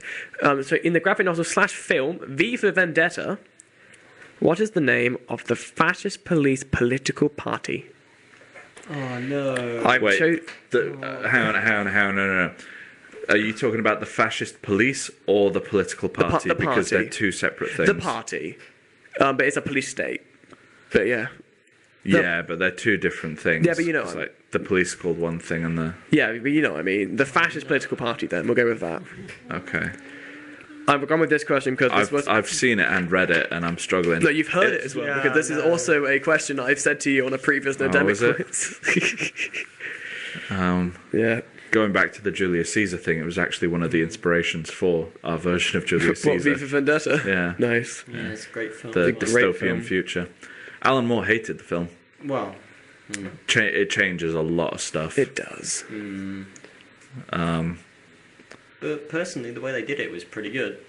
Yeah, it was alright, but it didn't get the right message out Yeah. that he wanted. Parliament. Revolution, yeah. Also, it started a new group, Anonymous. Yeah. Okay, so I'm gonna have to move on to my next question now. So Are take you one moving last on, or look do I at the move? picture. Am I moving? No, it's you. It's you. Sorry. Yeah, sorry about that. One last look at the picture there. Okay. So, this is another new style of question. Okay. Oops. I'm just going through. I'm just going through all of them here. My bad. We're getting future questions. We're getting future quizzes. Okay, so what I'm going to do is I'm going to give you guys... Is this the right one? This is the right one. All right. So, basically, it's kind of like a reverse of 20 questions. So I'm thinking of an actor, and I'm going to give you guys a series of clues to try and figure out who that actor is. Is he on the screen? To make it even easier, the actor in question is on the screen. Okay? All right. Okay. Give us clues. So, just because I'm saying actor, don't assume it's a man, because I'm going with the whole Judi Dench not calling women actresses thing. Yeah. Okay? So, clue number 1. They have appeared in 4 Marvel movies. 4. Clue number 2. Across those films, they have played 2 separate characters. They have directed 2 MCU films. Their characters in all 4 movies appear in the comics as well. So they weren't created just for the films. They are in the comics. They have produced 3 MCU films and been executive producer on a further 2. And finally, they played an assistant in a Batman film. So, which actor am I talking about? Now, I'll be nice. If you don't know the actor's name, I will allow you to write down one of their characters. Thank you. Though, if you try to be smart and write down the assistant in the Batman film's name, I will tell you that they were uncredited. Okay? Would you like to hear the clues again? Yeah, that would be helpful. Okay, so they've appeared in 4 Marvel movies, played 2 separate characters across those films. They've directed 2 MCU films. Their characters in all 4 movies appear in the comics as well as in the films. Mine's a complete guess. They've produced 3 MCU films and were executive producer on a further 2. And they played an assistant in a Batman movie. Complete guess. Yeah. Do you want me to leave it up while you do your next one, so people can? You might as well leave it up for people. I've got a quite similar question, but it's really horrible. Go for it. What does SHIELD stand for? Oh. So I always try to memorize this. So SHIELD is an acronym? Yeah, and they kept on mentioning it at the beginning. In Iron Man, every time it was mentioned up until the end, it was said as what it is. Yeah. So I do love the bit at the beginning of Agents of S.H.I.E.L.D. where like they say the whole thing out to that guy and they're like, do you know what that stands for? And it's like, well, it kind of to me it kind of stands for that someone really wanted it to spell shield. Yeah. Shall I spell it out for people who just for the help of them? Yeah, go on. So it's SHILE SHILEAD.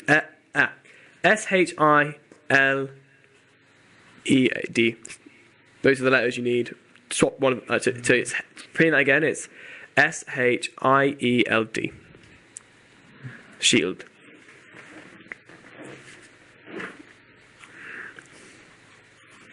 Do we have to get the whole thing? I'll give you half a point if you can get at least 4 words. Okay.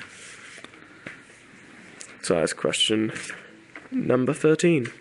We might need to hurry through the next few because we are getting into the next. This is taking an hour for the quiz. That's fine. The quiz is great. We love the quiz. All right. So your question. Hold on. That's wrong. So SH. Right, okay. I'm going to move on to my next question, though. Okay, move on to your question. Okay. It's a music one. Oh, God, I hate these because I'm so bad at music. So for this one, for the full point, I'm going to read out a song lyric, the first verse of a song, and you guys have to tell me the name of the song, the artist, and the film that it is best known for. Okay, so this is a fairly prominent song within the film I'm going for. It's a nerdy film, obviously, Okay. right? I have had to blank out one bit because it does actually say the name of the song in the first couple of lines. All right. So, all right. I've got to try and not do it to the rhythm now. Deep down, Louisiana, close to New Orleans, way back up in the woods among the evergreens, there stood a log cabin made of earth and wood where lived a country boy named Blank, who never ever learned to read or write so well, but he could play the guitar just like ringing a bell. So I'm looking for the song, the artist, and the film. I knew you'd get this one. I knew Tom would get this one.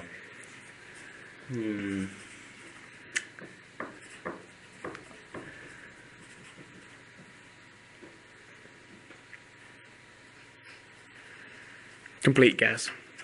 Utter complete guess. So moving on to my question, which is question number 15. I had a lot of preempt for this question, so you might argue with me on this one, but I hope you don't. I'm ready to argue. In the Walking Dead TV show, who has killed more characters, the living or the dead? So this is on-screen deaths. Oh, okay. Because I was going to say, the dead wipe out like 99% of the human population. On screen, who kills the more people? People who are alive, or people who are dead? So, zombies. Can it be inadvertently caused by the living? Has to be an on-screen death. Yeah, on-screen death, and basically the final blow was caused by a human. So, like, if someone gets bit, that's counting as a dead because he'd die anyway from the bite. Right. Okay. But if, for example, I shot you in the head, a living would kill it. However, if a zombie bit you, then I shot you in the head, then the dead would get the point. Right. Okay.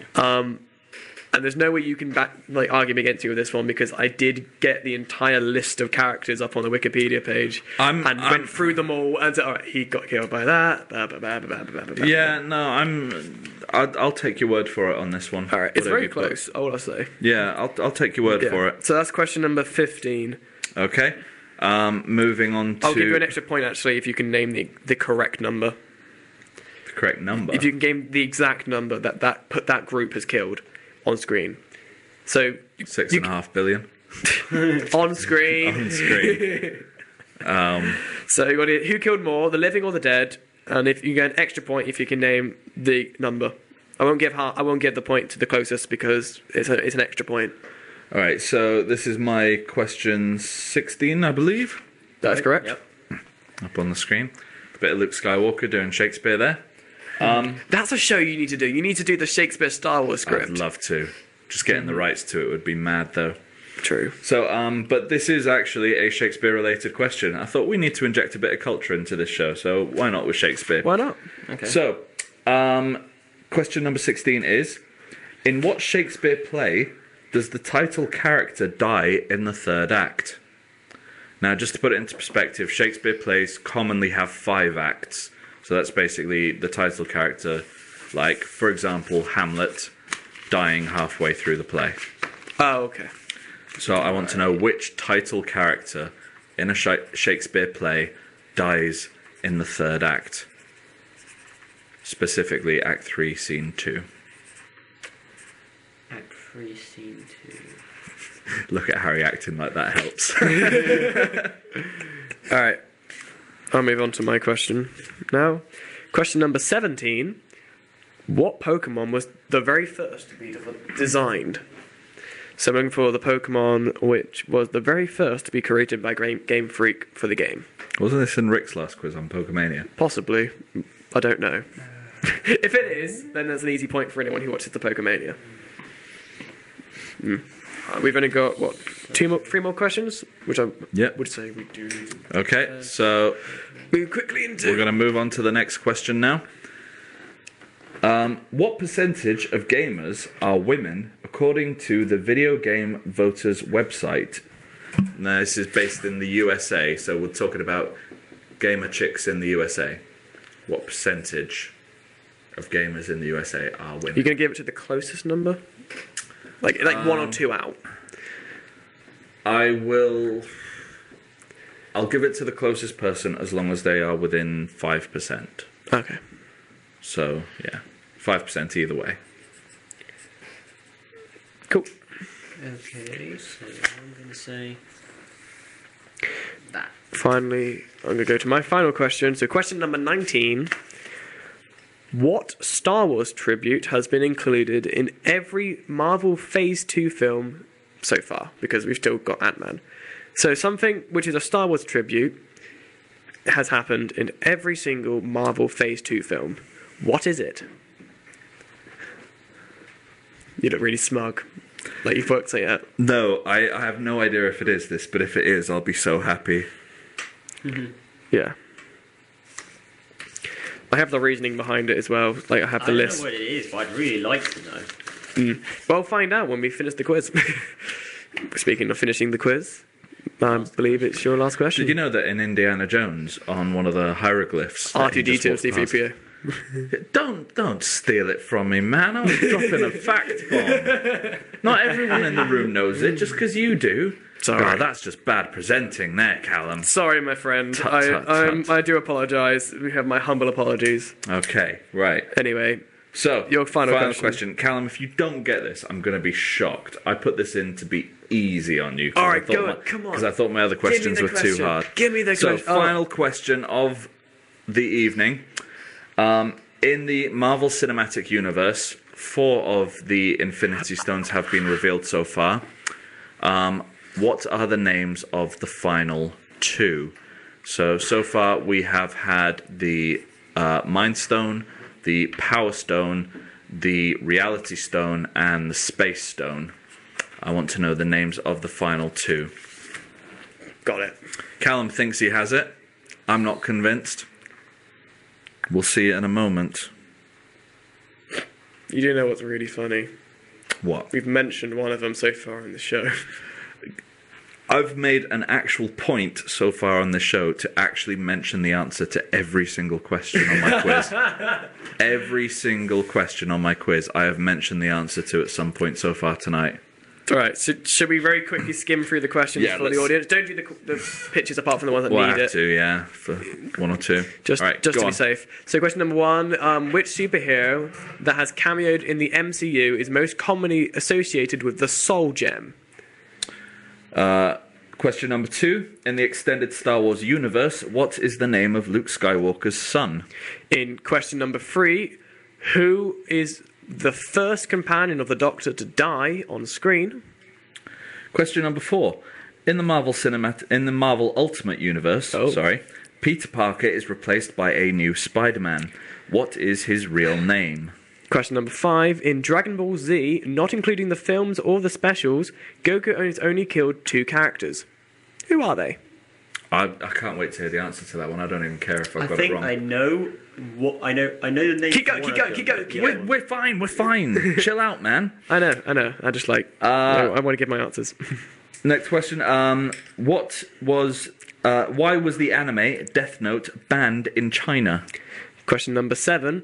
Get the popular video game series from the anagram Karma Riot. Number 8. The maths question.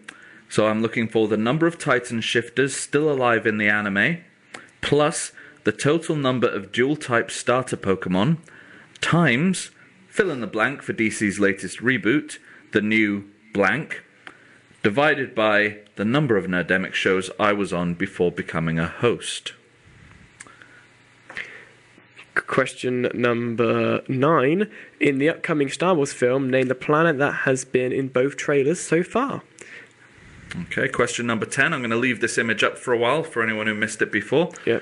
So using the images up here as clues, I want you to tell me what superhero team am I going for?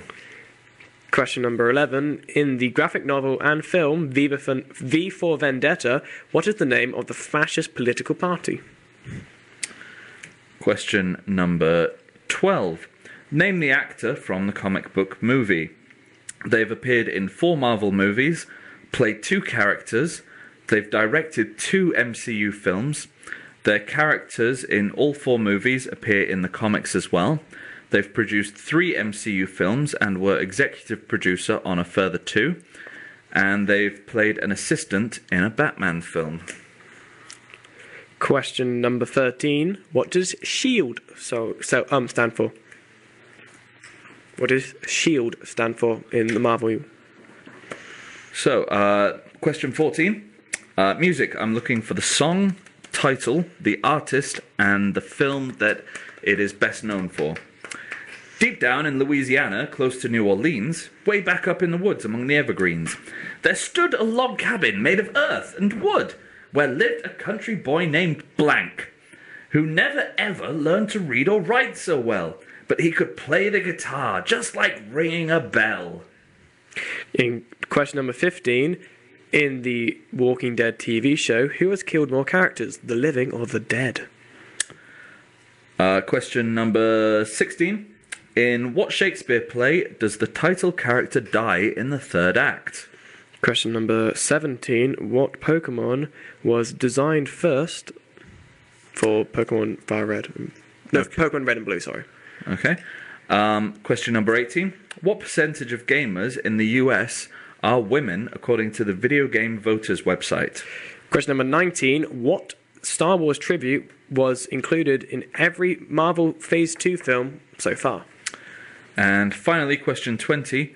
Which 2 Infinity Stones are yet to be revealed in the Marvel Cinematic Universe? That's all the questions. So, if you've got your answers, let's do a swap-a-roo. Do we swap the 4 of us as well? Do we all 4 swap as well? Yeah, sure. Why not? All right, cool. We're still just... Even though they have to, whoever gets one of our 2 only has to mark 10. That's fine. That's fine. All right. Okay, so how are we going to do this? Well, pass me one, and I'll mark as well. Let's go. Yeah, just go clockwise. 14 is on that page because 11 through. Okay. 1, 3. Right. I'm just gonna make this more easy for whoever's got mine. Actually, no, I've messed it up. You were so confident on that one, you just had to write it in huge letters. You get mine. And pass that Kieran's to you. So wait. that's his first question, his second question. Yeah. That's Okay. Kieran's. Give that to Tom. Oh no, who hasn't got one? I've tried to make I haven't got one. I will mark Kieran. I've tried to make mine easy for whoever's marking it, but actually putting in the proper numbers. Yeah, I didn't do that. I Oh, messed by the up. way, I get a point for all of my questions because I know them, obviously. Right, So okay. I Yeah, start, same I for start mine. with 10 points. Yeah, I start with 10 points. So, yeah. No, we don't. No, we don't. No, we're lying. Okay, let's go for it. So, wait, 1 second. Chris is saying we have no sound. Why do we have no I sound? don't know why we don't have any sound. Uh, Guys, please well, apparently. send in if we do actually have sound or not. Please. Can anyone hear us, or is it just Chris? Is it just Chris or is it all of us? Please no, because this is the I can hear. Okay.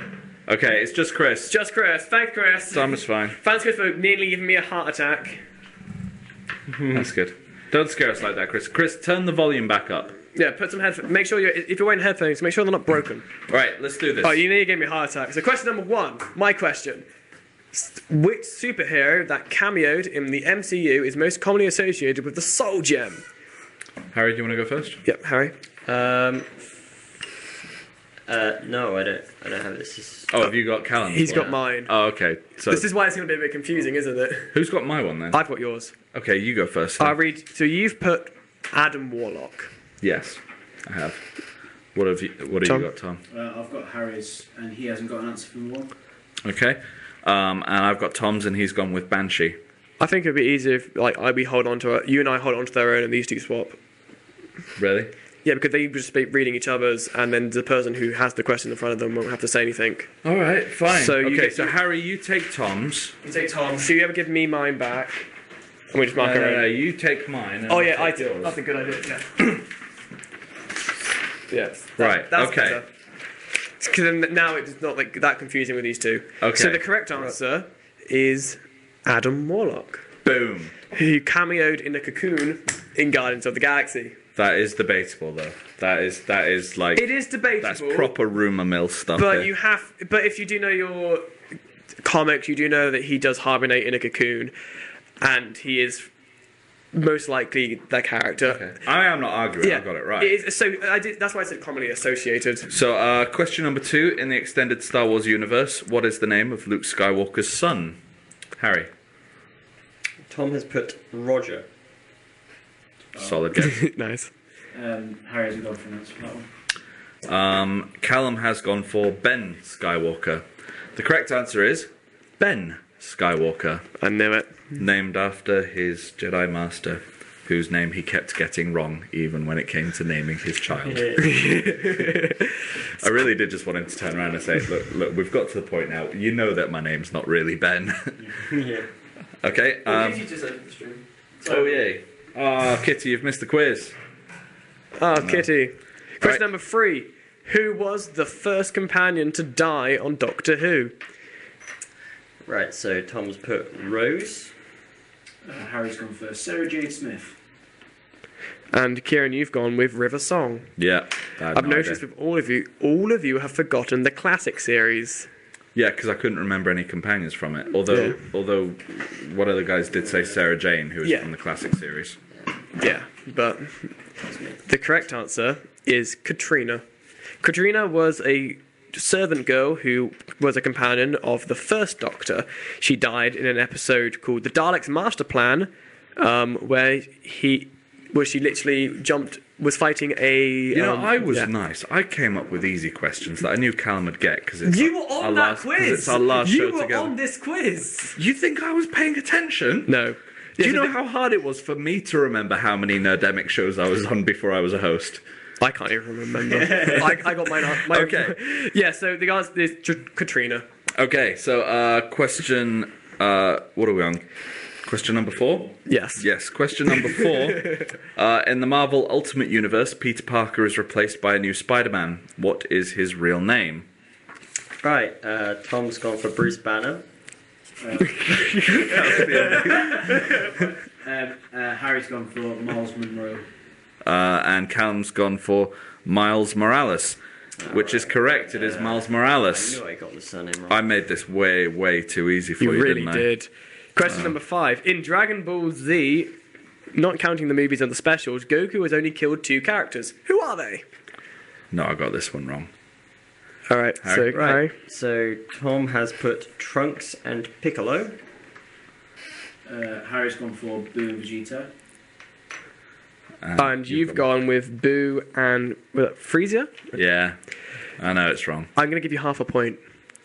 The correct answer is Yakon, Yakon, and Kid Boo. I don't remember yet. I get half Yes. as well.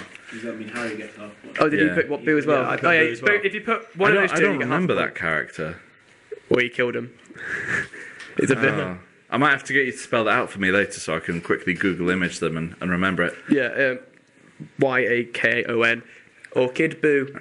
Yeah, the thing is, even with Kid Boo, he gets resurrected as an, as an actual kid. Yeah. Ugh. So that's question number 5. Okay, so question number 6. Why was the anime Death Note banned in China? Harry. Right, so Tom has put suicide references. Ooh, that's a good one. And Harry's gone for because there was an assassination attempt when it was released.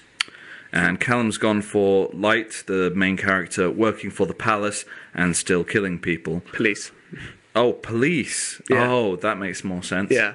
All good answers, all incorrect. I didn't think I got this one. The correct answer is that Chinese children were going out and buying Death Note, actual Death Note books, and writing the names of people that they hated in, hoping that they would die. We do that too. Yeah, well, we don't live in a communist dictatorship. Cool. Anyway, question number 7. Get out of that hole very quickly. Yeah, thank you. Name the popular video game series from the anagram Karma Riot.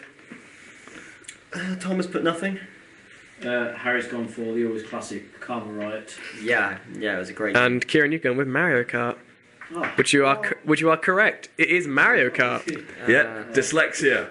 Knowing that K is in there instead of the C. Yeah. Okay, so next we have... Then again, Karma Riot just sort of describes the average gamer playing Mario Kart. So next we have the always popular maths question. So I'm looking for the number of Titan shifters still alive in the anime, plus the total number of dual-type starter Pokemon, times fill in the blank for DC's latest reboot, the new blank, divided by the number of Nerdemic shows I was on before becoming a host. Harry? Right, so Tom has put 40. Harry's gone with 18. And Callum has gone with 416. Yeah. The correct answer is 104, which... Go through the numbers for that. So, the number of Titan shifters still alive in the anime is 5. Oh, damn it, yeah, I've completely... Yeah. I put 4, I completely forgot about... The total number of dual-type starter Pokemon is 1. Yep, got that. Bulbasaur. You were going by the... I was going by the final evolution. You can't get a Charizard as a starter Pokemon. No, Nope. but... damn you. Damn you. Yeah. Damn you. Times, fill in the blank for DC's latest reboot. I got that one. The 52. new 52. Got that one. Which I have mentioned. I have mentioned a couple of times on tonight's show. Yeah, it's in the DC. Divided by the number of Nerdemic shows I was on before becoming a host, which is 3. I was on one regular show. I was on the character creation for Dungeons & Dragons, and then the D&D show. I got that right. I completely forgot we did a character creation show. Yeah. So if you got that all right, you would have ended up with a result of 104. So I do not get close for that number. I think Tom actually gets the point there. I think he was the closest. What did you get, Tom? You got 40. Yeah, Yeah, that's so the even closest. though you were off by over 60, you Just- get the point for that To one. be fair, I've got two of them right. I've got 5 and 3. So That's the good. amount of Titans. And Yeah, the, Titans and then the amount of shows he's been on. Tom doesn't even know what a Titan is. No. I completely... There was one... 5. Yeah, I completely forgot about one of them that hasn't even been mentioned yet in the anime. We've got the female, we've got Erin, yeah, we've got there's a the few that haven't armoured, been- and we've got the giant, and there's the fifth one I Yeah. can't remember. Okay, so to your question now, Callum? Yes, it's question number 9. In the upcoming Star Wars film, what is the name of the planet which has been shown in both trailers? I was very close to not actually naming this one early in the show, but I decided not to. So, Harry, what have you got? What do you got, Harry? Nothing. Nothing? Same for Harry. Didn't put an answer for this one. You've put Tatooine. Yep. You fell for the trap. Did I? You did. It's Jakku. Never heard of that. Yeah, it's a brand new... No one's going to It's know that. Everyone who has seen any information for the Star Wars... Basically, I think there should you be, got there the should planet be a right. rule for these quizzes where you're not allowed to Google any of this stuff. You it has to be stuff got you know. the question... You got the planet idea right. It's the desert planet, Yeah. which was originally thought to be Tatooine. However... I swear, if it's Tatooine when I go and see the film, I'm going to memorize it and I'm going to come back and I'll be like, I'm going to invite you here and we're going to fight to the death. Technically, it's all in the same place as well because they're filming it in the exact same spot, pretty much. Yeah. In the news segment, Yeah. in the news earlier, I didn't read out the bit, but in the picture which said J.J. Abrams directs the heroine Rey, played by Daisy Ridley, who's piloting a speeder through a marketplace. If I finished that sentence, I would have said, on Jakku. And none of us would have remembered. Yeah. No. I realise now that people have worse memories than I thought they would. Okay, so guess the superhero team from the picture. Harry. What you got on your sheet, Harry? Thomas put Suicide Squad. Harry's put an answer for this one. And Callum has put X-Men. The correct answer is the X-Men. I got that from the Wolverine. No one decided to try and go for the bonus point. So I'll go through them. The bottom right-hand corner there, bottom left-hand corner there, we've got Val Kilmer in his role in Top Gun, where he played Iceman. Hey. Then along to the right, there's Jake Gyllenhaal in the movie Nightcrawler. Then bottom right-hand corner, we have the Colossus of Rhodes. Top right-hand corner is a picture of a Wolverine. In the middle there, we've got David Boreanaz in his role as Angel. To the left of him is Phoenix, Arizona. And behind them is a Storm. You should have had a brilliant one, which was a picture of a transvestite being an X-man. That's quite a good one. Yeah, I was a bit torn for the Phoenix one. Georgie suggested that I should have a pair of grey jeans for Jean Grey. That's the one that threw me off. I was like, Manhattan. Oh yeah, then you could have got Watchmen. That's good. Oh yeah. So question number 11 from my group. In V for Vendetta, what is the name of the fascist political party? Thomas put Party Police. Harry's gone with British, is it Descendants Party? I said Defence, I think. Defence. British Defence Party, sorry. And you've gone with Father. The correct answer is the Northfire Party. Is the what? Northfire. Oh yeah. Father is part of the organisation, but Yeah, I know the organisation's broken up into different bits. Yeah. I can't remember anything beyond that. that was good though. You were close, but not close enough. If you had have actually been looking for the name of the police, I think I might have been able to remember that one. Yeah, but I wasn't. Question number 12. That's you. Question number 12. Name the actor from the comic book movie. So they've appeared in 4 Marvel movies, played 2 characters. They've directed 2 MCU films. They've appeared in all 4 movies. Sorry, their characters in all 4 movies appear in the comics. They've produced 3 MCU films and were executive producer on a further 2. And they played an assistant in a Batman film. Tom has put Samuel L. Jackson. Harry's going to go for an answer for this one. And Callum has put Chris Evans. You're incorrect. What is it? The correct answer was Jon Favreau. Okay. So Jon Favreau, he's appeared in 4 Marvel movies, all 3 of the Iron Man movies, plus Daredevil. Played 2 characters, so he's played Happy Hogan in the Iron Man movies and Foggy Nelson in Daredevil. He's directed 2 MCU films, Iron Man 1 and 2. His characters appear both in the comics and in the films. He's produced 3 Marvel Cinematic Universe films, which were the 3 Iron Man films, and he's credited as an executive producer on both Avengers movies. And he played an assistant in Batman Forever. Cool. All right. So question number 13. What does SHIELD stand for? Who knows? I don't think anyone really knows. I'll give you half a point if you can name 4 of them. If it 4 of the words. Do you want me to read that one out? Yeah, My scribblings of a madman. Tom. So I went with, even I don't know, I went with. I think that's safety humans in every likely danger. Saving humans in every likely danger. What was, sorry? Harry's gone for the obvious security. Yeah. You've gone with the Strategic Homeland Intelligence and Egg Logistics Department. You can tell which one I had no idea about. I'll read it, the full one. It is the Strategic Homeland Intervention Enforcement Logistics Division. Logistics? The word you put, I can't say it Logistics. properly. Logistics Division. Division, that was it. I couldn't remember You have that word. got 4, so I will give you... Sweet. Wait, no, have you? No. No, I don't. No, you got I think 3. I got 3. You got 3. No. Nah, sorry. Oh, you were close. If you got division, you would have got it. I know. I it was one of those things where I knew the word. It just I couldn't. It's just form the they're word quite itself. similar words. Yeah, I knew department was wrong anyway. Yeah. Okay, so my next question is the music one. I'm not going to read it out again. So I'm looking for the song, the artist, and the film. My answer's on the piece. Oh yeah, sorry. So I'll read Tom's out. Yeah, I've got it right. It's Chuck Berry, Johnny Be Good from Back to the Future. Okay. What have you There's got no on point yours? reading the rest Has of them. Harry got his? Callum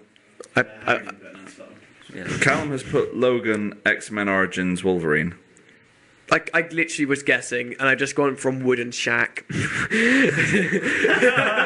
I was just going, alright, I don't know this. So yeah, the answer was Johnny Be Good by Chuck Berry, and it's the song that Marty sings towards the end of the first. Thing Back is, to the I'm good Future. with lyrics if I know if you give me the tune. But Yeah, but no, that's rubbish. I mean, that's like hum any tune. You know, I may as well bring in a kazoo. Didn't We get Tom to play Tom it. do it? We get Tom to End play of the it. show. Play Johnny Be Good. Yeah, can you learn it by the end of the show? Yeah. So question number 15. In the Walking Dead TV show, who has killed more characters, the living or the dead? And you can get an extra point if you can say the actual number of kills that the I didn't even bother trying. No, you put a weird answer. Right, so Tom has gone for living. Harry's also gone for living. And you've gone the living as well. The correct answer is the living. Yeah. The living have killed 69 characters on the show, and the dead have only killed 55. That really doesn't surprise me. Yeah. I reckon I could hazard a guess at who's actually, of the living, has the highest human kill count as well. Because I know of the good guys, it's Rick. Yeah, He's like well up on everyone else. Yeah, it's the Rick And he's got the highest Walker kill count as well. For it's the governor. Yeah.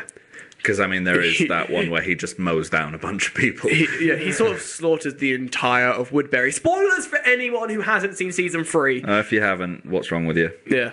All right. Question number 16 is yours. Okay, so I love your answer to this, Callum. Thank you. In what Shakespeare play does the title character die in the third act? Don't have anything. Yeah, same Harry did this. I put the name of the character and then the show. And Callum has put Antony from Antony and Cleopatra. The correct answer, as I mentioned during the quiz, I have mentioned every answer to my questions at some point on the show. It was Julius Caesar. It was Julius Caesar. Dies in Act 3, Scene 2. You think about that? Yeah. Nice. I've But you made also I've mentioned, just made but this- you I've also made this mentioned so easy. Yeah, but you also mentioned Antony and Cleopatra earlier as well, so that's why I got confused. That was clever. Yeah. Nice job. Yeah. You need to know your Shakespeare better, Callum. I thought I completely forgot that he died like in the middle of the show. I thought it was near the end, but no, I was wrong. Anyway, question number 17. What was the Pokemon that was the very first to be designed? Harry. Tom has put Poliwhirl. Harry's gone for Roydon. And you've also put Rhydon. The correct answer is Rhydon. Woo! You get a point. And then question number... Yes. So, what percentage of gamers in the US are women, according to the Video Game Voters website? Okay. So Tom's put 35%. Harry's gone for 22%. And Callum has gone for 44%. As per my word, I am going to have to give it to one of you for being close. The correct answer is 48%. So I thought it would be near 50-50. So I do have to give it to Callum. I'm tempted only to give you half a point. I'm fine with that. Give me what you feel cool I'll be with. nice. Don't be nice to I me. did say I'd give you a whole point for All it. right. Question number 19. What Star Wars tribute has been included in every Marvel Phase 2 film so far? I like your really hope answer. I'm right. I Yeah. like your answer. I'm not right then. Tom's put a toy or small model. Harry hasn't given an answer for this one. And you've put, I've got a bad feeling about this. It's been said in a few of them, but it's not been in every one. The correct answer is someone has had their hand or arm cut off. I'll go through. I did know that one. I'll go through the list. So we had Guy Pearce from Iron Man 3 had his arm cut off at the end by, well, yeah. Yeah. Thor's hand got chopped off in Dark World, but that was a hallucination. Captain America, Bucky had lost his arm. Guardians of the Galaxy, Gamora hacks off both of Groot's arms in a fight. And in Avengers 2, I can't pronounce the Hulkbuster. No, not just the Hulkbuster, but also Callie. Oh, yeah. Callie, is that how you pronounce it? Andy Serkis's Andy character. Serkis's character has his left arm chopped off by Ultron. Ripped off. Yeah. So that's that. That is pretty cool. I So found my that final out. one, which Infinity Stones are yet to be revealed in the Marvel Cinematic Universe? Right. Tom has gone for Heatstone and Windstone. Harry's gone for Soul Stone and Life Stone. And Callum's gone for Soul Stone and Time Stone. The correct answers are Time and Soul. So that's a point for Callum. Thank you. Give him half a point for getting one Yeah, of go them. on, have half a point. Then again, I sort of gave Like you need it. You got 20 questions there. I think Callum's done pretty well on this. I did make it way too easy for you. You did quite decently as well, actually, mate. 1, 2. Okay, so You've done well for a Nerdemic scores. quiz anyway. Should we run through the answers very quick? Just say the answers for people on you now. We just did. My name is just okay. Sorry. Literally just ran through all the answers. Okay. The world is all wrong. All wrong. Dude in the middle isn't in the middle. Kitty, he will be back in the middle soon. There is an even amount of people.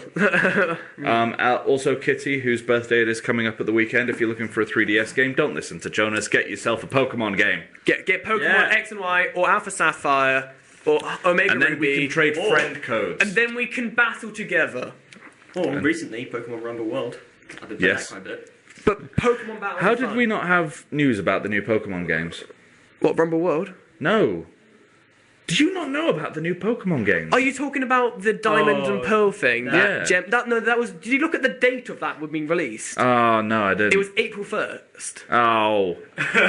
Who posted that? Gem. Ah, Gem, you're dead Did you not to me. notice my comment being... Diamond and Pearl are two of my favourite Pokemon games. I was so happy about that. Yeah, I saw that, oh, this looks awesome. Why have I not heard about this anywhere else? And then I looked All at... I can say is, Gem, the date. I know you're watching right now. You'd better lock your door when I get home. Because I am not pleased. Yeah. Also, the YouTube channel that uploaded that wasn't the Pokemon channel. It was Diamond and Pearl remake. Anyway, adding up the scores. let's go through the scores. Harry, Harry. Tom got 2. Nice one. Harry got 3 out of 20.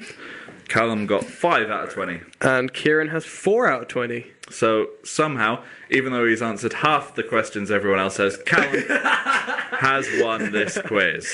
Yay, I feel happy now. So yeah, send us in your scores at home if you are playing along. Everyone got Jem said I didn't read it. You know what, Jem? No. She didn't No, answer. Jem. So you're putting news into the quiz, into the chat for us to read out on the show, but you haven't checked your sources. Yeah, so NAW, there isn't a new game. It was a April Fool's joke.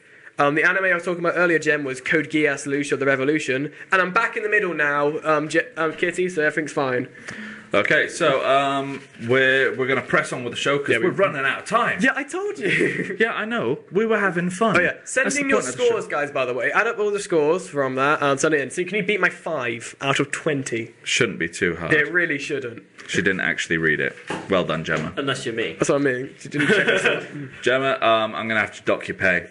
That's all I can say. You pay her? No. Okay, I was going to say. But if I ever do, Okay. I'm docking it. Well, we finally start making... On to the next section.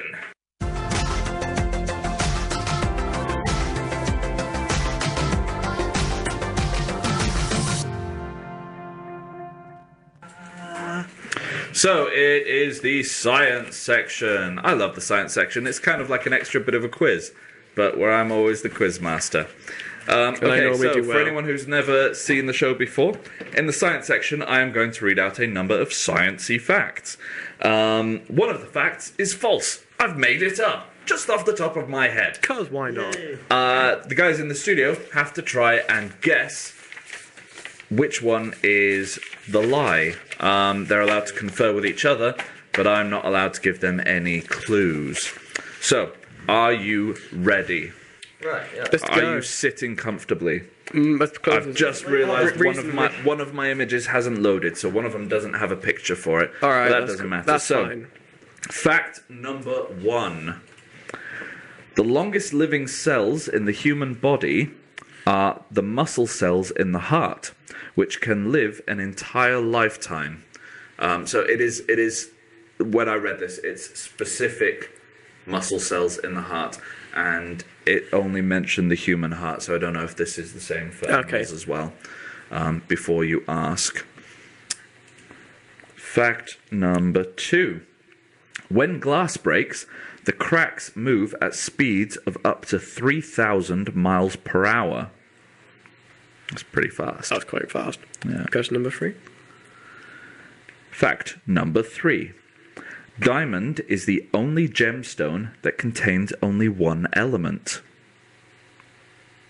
Number 4. You weigh less during a full moon. And finally, fact 5. There are 206 bones in an adult human body, but there are 300 in a child. So those are your 5 facts. I'm happy to repeat any of them if you would like, but I will not give you any further clues. Can we confer? You can confer. Don't talk. Please do. Yes. Confer. There are 2 of them which I am quite off on. I didn't like the heart one personally. Heart one is one of them. The second one is the diamond one. I was okay with the diamond one. Yeah, actually. but diamonds are a giant covalent structure, which means that they could actually come from carbon. No, I don't. I think the question was. The question was is, there any other gems which were made? No, but the point is, it's the only one that had at least it's a single element. Wait, repeat the question. I might. Diamond is the only gemstone that contains only one element. Ignore me, because that makes more sense now. Because the question is actually not asking what's it made out of, but it's asking it's the only. Cause a lot of like gold and silver has zinc or steel or tungsten mixed in with it. Yeah. So yeah, I'm thinking. So how about this, right? I'll give you guys a reminder of 1 through 5, and then each of you give me a reason why you think it's true or false. Okay. I think that's the easy way. Right. So We'll do that for now. The first one is the one about the longest living cell in the human body being a muscle in the heart. I think that one is false. Yeah, I do too. Because, well, first of all, my gut feeling is that it just doesn't feel right that the heart is the longest thing which lives in the body. Also, because that's the thing which gets the most problems in the body. And every cell pretty much has to go through. If you think about it, if that's the one that gets the most problems, maybe it's because it doesn't have the same regenerative quality of other but also cells. if it didn't have any regenerative qualities, it would mean that if it got broken or if it like teared or something, then it would be permanent. Not necessarily. Sorry. Oh, that's all right. Not necessarily, because I mean, sorry. You now. Oh yeah, I'm not on screen. In fact, you know what? No, I'm not gonna give any clues on this right. one. I found. So just run through them again. The reason why I went for these ones, I normally go for themes. I found these facts really interesting, so that's why I went for these ones. I believe the glass one. I believe the moon one because it actually does sound. Because it sounds like. But it sounds so stupid. It's true. What was the 5th one? The 5th one is that adults have 206 bones, whereas children have 300. That makes sense. Because a child has we tinier... defecate them. We defecate the extra bones as we grow. No, because a child is smaller, so the bones will be smaller, and also like a possibility that some bones... But surely that would mean that an adult is bigger, so they have more room for bones. Yeah, the bones...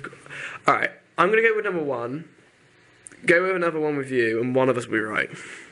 I think if you go with number 1, I actually want to go with the glass one because it might be faster. Well, I am going to say, because there's only 2 of you, you do have to decide on a single answer. Damn it. Okay. Should we go with number 1? Just... Well, hell no. Yeah, why not? Screw it. Number 1. Number 1. Okay.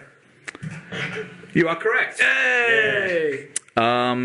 There is a cell in the human body that lasts an entire lifetime. Can you guess what it is? I'm going to say... I have an answer, but it's quite silly. And I probably won't... I don't know if I'm allowed to say it. I'm going to say the stomach. Stomach, okay. I'm going to say a sperm cell. Sperm cell? No, No. not sperm cell. A root hair cell. Root hair cell. You're both incorrect. It's actually really obvious. A brain cell? Yeah. Okay. So certain brain cells, like for example memory cells, can last up to a lifetime. The glass one is true. When it cracks, I mean, you don't even really see it move, do you? It's just literally, it's not cracked, then it's cracked. 3,000 miles an hour, that's impressive. I see it move. Diamond is the only gemstone that contains only one element, which Callum rightly said is carbon, after he listened to the question correctly. You weigh less during a full moon. Any idea why? It's something to do with the gravitational pull, isn't it? Yeah. When the moon is directly above you, its gravity has a slight effect on you, just like it does with the tide. So you actually weigh less, which is quite cool. Just make sure, guys, when you measure yourself, make sure it's a full moon. Yeah, I need to make sure that like there's a full moon the evening of next time I go for like my diabetes check, because they weigh me before that. Yes, and Adults have 206 bones, whereas children have 300. The reason why we have less is because as we age, the bones fuse together. So I was trying Yeah. to think. Good. Cool. That is science. That's the science section. Do you want to move straight into comics, or do you want to go for a break?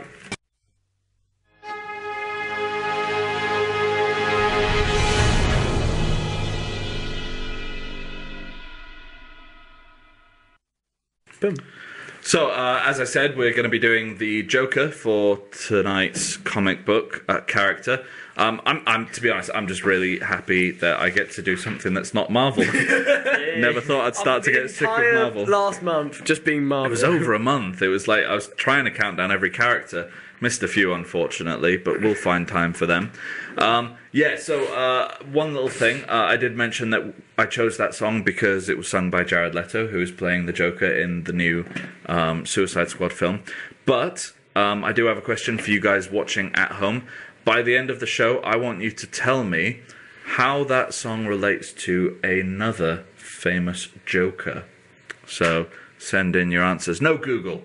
Just play fair. Okay, so yeah, we're talking about the Joker. For our last show at ORB, I really did have to go for a big hitter, and when it comes to villains, it doesn't come a lot bigger than this guy.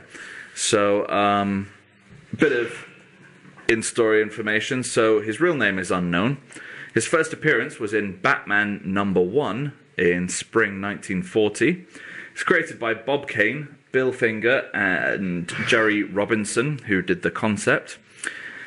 Team affiliations: he was in the Injustice Gang, the Injustice League, and the Justice League of Arkham, which very clever names there, yeah. Abilities-wise, high intelligence, skilled chemist, access to a variety of gadgets, and experience in hand-to-hand combat. And he has currently been portrayed by Cesar Romero, Jack Nicholson, Mark Hamill as a voice actor, Kevin M. Richardson, again a voice actor, Heath Ledger, John DiMaggio, voice actor, Brent Spiner as a voice actor. Anyone remember who Brent Spiner is? Oh, the name sounds really familiar. Data from The Next Generation. Oh, of course. Yeah. Michael Emerson, another voice actor, Troy Baker, another voice actor, and finally Jared Leto. There's Jack and Bats there, yeah. So I've got a nice little quote here from the Joker, because I mean one of the problems that I found with doing the Joker, even though the character has been around for over 70 years, was the fact that because he doesn't really have an origin story, what do I talk about when I'm giving the character's origin? So I got this nice little quote. Just read out the entire comic of the Killing Joke. Well, I will be getting to that, don't you worry, but there is a problem with that. So here's a nice little quote from the man himself. Memories can be vile, repulsive little brutes, like children, I suppose. But can we live without them? Memories are what our reason is based upon. If we can't face them, we deny reason itself. Although, why not? We aren't contractually tied down to rationality. There is no sanity clause. So when you find yourself when you find yourself locked onto an unpleasant train of thought, heading for the places in your past where the screaming is unbearable, remember, there's always madness. Madness is the emergency exit. You can just step outside and close the doors on all those dreadful things that happened. You can lock them away forever. Nice little quote from the Joker.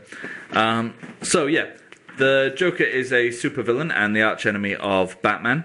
He was first introduced back in 1940 in Batman's first self-published title and has remained consistently popular.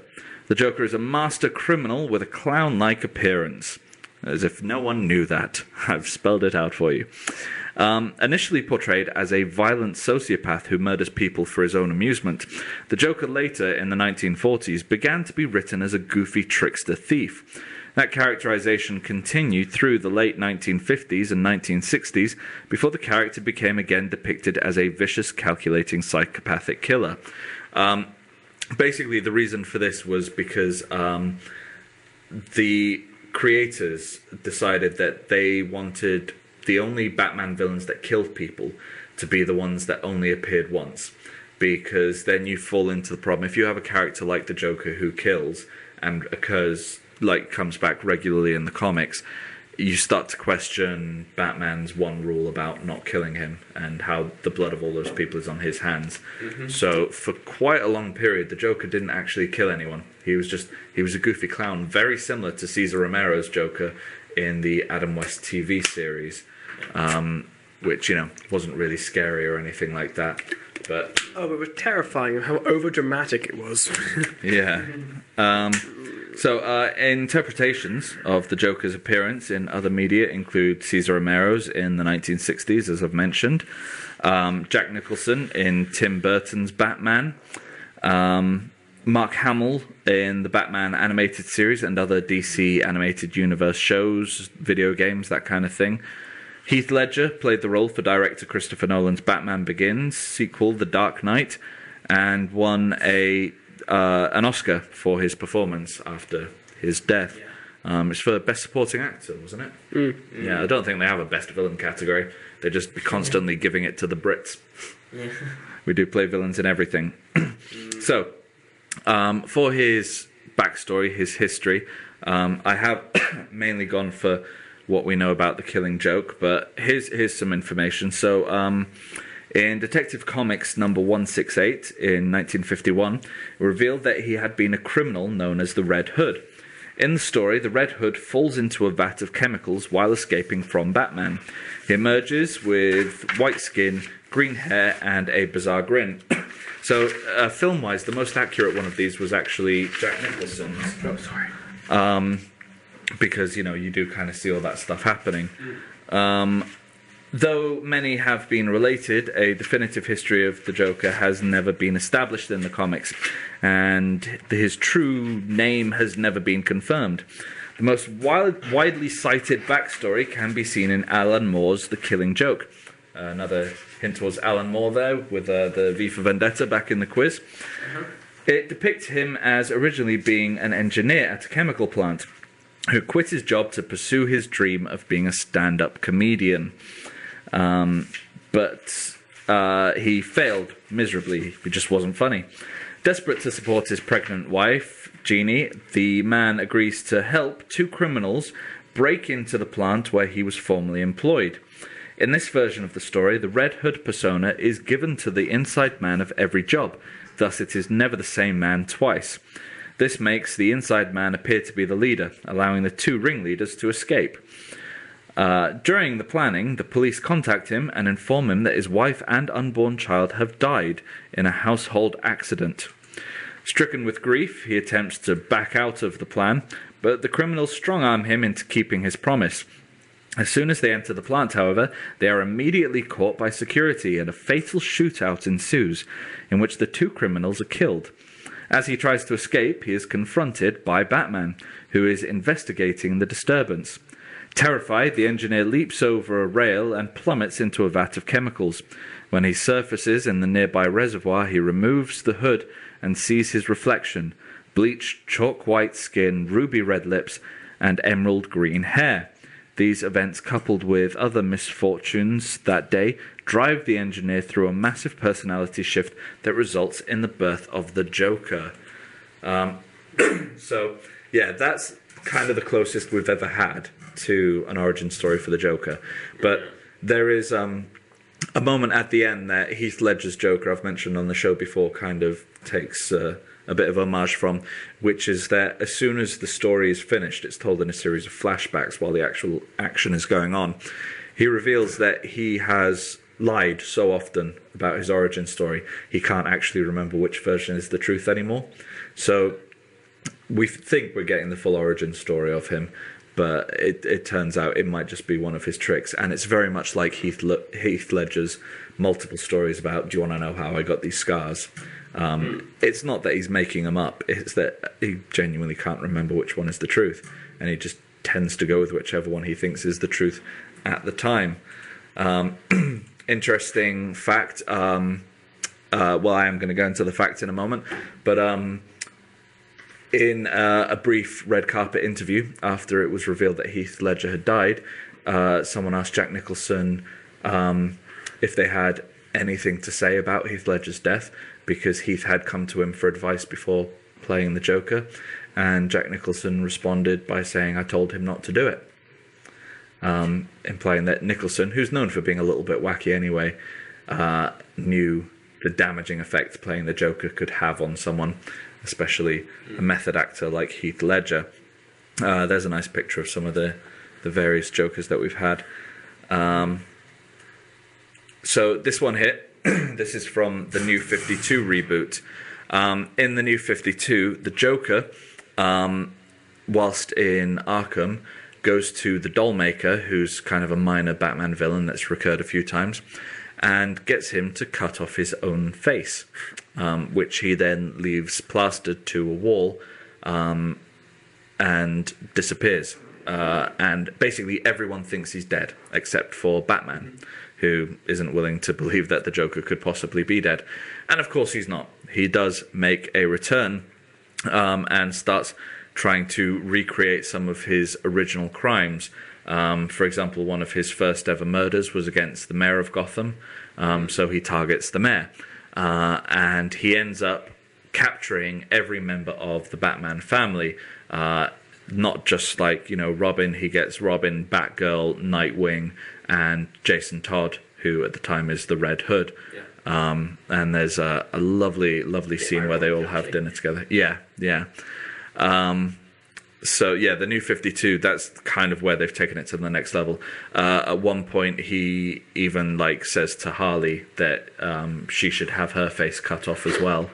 And ends up seriously upsetting her by taking her into a room filled with skeletons, all of which are wearing various previous versions of Harley's own costume, because you know how her costumes changed throughout the years, and tells her that she wasn't the first Harley Quinn and she will not be the last, implying that the skeletons in there are previous Harley Quinns, and that she's just the latest in a long line. It's never revealed whether he's just messing with her or whether it's actually the truth, but it's basically his way of saying, yeah, you've got to stop all this sugar rubbish and, stop acting like my girlfriend and just be a crazed criminal.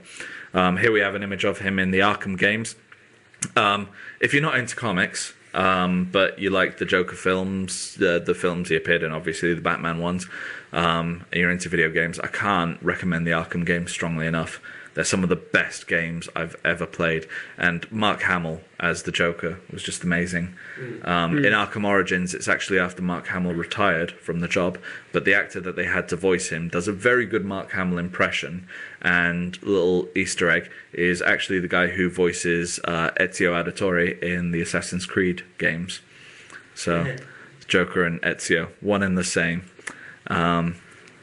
So here's an image from The Killing Joke. I have to say, Killing Joke is going to be my recommendation for the Joker.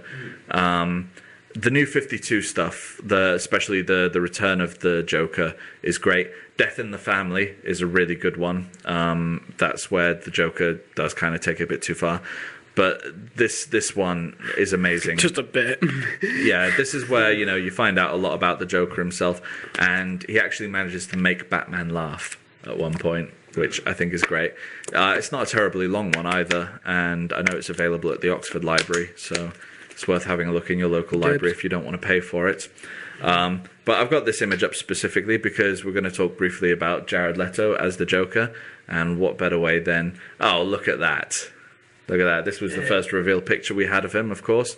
Obvious reference to The Killing Joke there. And then in his more recent pictures, I know there's a lot of people who aren't overly happy about this one. I don't mind too much. He looks crazy. That's what I want out of the Joker. Yeah. He does not look like a guy you would want to ever meet. Okay? He looks crazy. He's got the kind of psycho clown thing going. I actually really love the tattoo he's got on his right arm of the mouth. It's one of those ones where he's going to put it across his mouth and he's got the big grin. But yeah, I think it's great. So anyway, fact about the Joker. Fact number 1. He has teamed up with Carnage from the Marvel Universe in a crossover story. And in another crossover story, he battled against Judge Dredd. Nice little one for you there. Jack Nicholson was chosen for the role when someone painted a Joker face over a picture of him. There's the picture there from a newspaper, like the shot from The Shining. You know, here's Joker. Next one. So Cesar Romero. Oops, no, it seems to have skipped some of my pictures, so I'm going to have to catch up with it as well. On the right here, you can see the mask that Heath Ledger's Joker wore in his first appearance within The Dark Knight. See any similarities with the mask on the left there, guys? Yeah, pretty much. Yeah. That is actually how Cesar Romero first appeared in 1966 in the Batman series with Adam West. So the mask that Heath Ledger wore in the film was an obvious homage to Cesar Romero. Nice. Yeah, that's pretty sweet. The Joker was actually meant to be killed off in his first appearance. They weren't planning on keeping him as a long-running character or anything like that, and he originally was going to die, but they decided at the last minute to change it so that he would live, and the final frame showing that he survived was done in an incredible rush in order to meet the presses. Cesar Romero refused to shave his mustache while playing the Joker. And if you look very closely, you can see it under his makeup. Yeah. Not quite the method actor that Heath Ledger was then, was it? No. Though Jack Nicholson's performance as the Joker in Tim Burton's Batman was more than memorable, his voice was dubbed by actor Giancarlo Giannini. I'm like Callum now. For the Italian version. 19 years later, when it came to providing an Italian voiceover for Heath Ledger's jocular villain in The Dark Knight, it was decided that Giancarlo's son, Adriano, would provide the perfect link between the two films. So the father voiced one, the son voiced the other. Quite nice there. The Batman, as in the TV animated series, The Batman, stole the Joker's The animated series, The Batman, is the only version in which the Joker is referred to as Joker rather than the Joker. So we get The Batman. He's nicked the, isn't he? Yeah. Well, if you look at him, he does look very different from normal Jokers. Yeah, he doesn't look like someone who would have a the for their first name. Yeah, he looks a bit more like an animal, actually. But odd, given all the different incarnations of the Joker, and this is the only one that just refers to him as Joker. Yeah. Yeah. And finally, the Joker has been responsible for numerous tragedies in Batman's life, including the paralysis of Barbara Gordon, who's Batgirl and Oracle, and the murders of Jason Todd, who we see in this picture, who was the second Robin, and Jim Gordon's second wife, Sarah Essen. So he's been especially bad to Jim Gordon. Yeah. A wife and a daughter. But I mean, to be honest, you've got to read The Killing Joke, because the bad stuff he does to Barbara Gordon does not end at just paralyzing her. Oh no, it doesn't. No, it doesn't. It gets so much worse. Yeah. So, that is the Joker. As I've said, The Killing Joke is an obvious one to read. Frank Miller's Dark Knight Returns, that's a good one for him as well. Seeing a final showdown between him and the Bat. And the New 52 stuff's pretty good as well, I'd say. Shows a new... It kind of goes back to his origins with him being an absolute psycho who kills because it's fun. And you really see why he is Batman's arch nemesis in it, because he matches him for wit. Yeah. Nice. Yeah.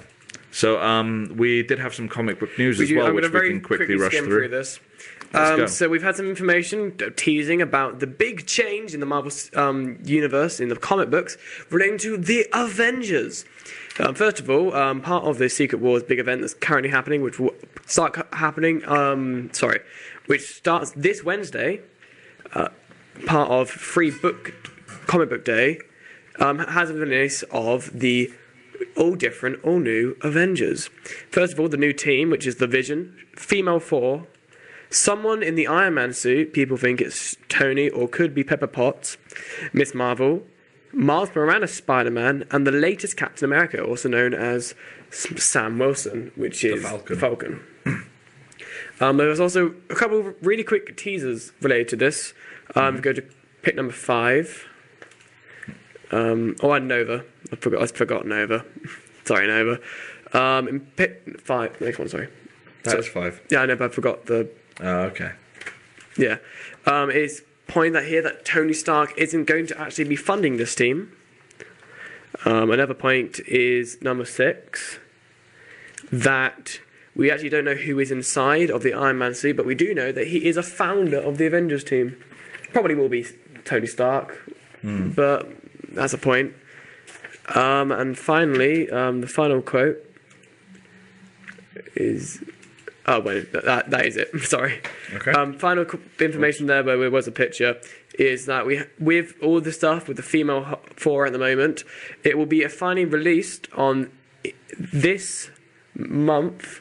In 4 issue 8, we will get the identity of the female 4, which is going to be quite awesome. We were talking a while ago about who we think it could be, and that is going to be announced when issue 8 comes out this month. So, cool. I didn't realise there wasn't that much news. You didn't really need to rush through it that much. Not really, no. But we can talk. We've got time. Well, I think we've got time to have a go at that Pitch It game you were on about. Oh, yeah. We have, 8 minutes? We can play a round. Yeah, come on, So, let's do it. all right, so load up the pictures when I explain the rules. Have we put the folder in? No, I didn't know what folder it was in. It's just called Picture. Okay. I'll explain the rules to the audience. We're going to play a very quick game of a game I hopefully would like to put into a future show, maybe. It's called Pitch It.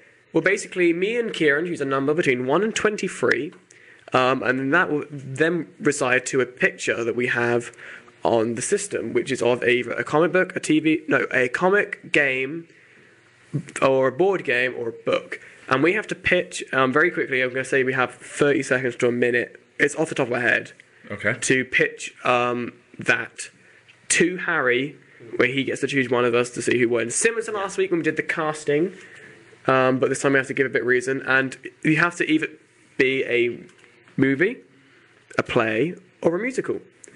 So I'll choose a number between 1 and 23, you choose a number between 1 and 23, and then we have to pitch that thing as either a movie, a musical, or a play to Harry. I'll give a bit of thinking time after we reveal the two of us. Okay. So I'm going to go with number... What's the date today? 6. So I'm I'm going going to have to randomly go for these. Yeah, Okay, I'm go on. going to go for number 6. Or number 9. 6, so that'll be that one. That'll be that one. So I get Legend of Zelda. Legend of Zelda. Okay. Alright. Right. Alright, now you get I'm choose. going to go for whatever this one is I'm clicking, which is Grand Theft Auto. Auto. Alright, so 30, off the top of my head, 30 seconds, go. You Go for it. I will begin.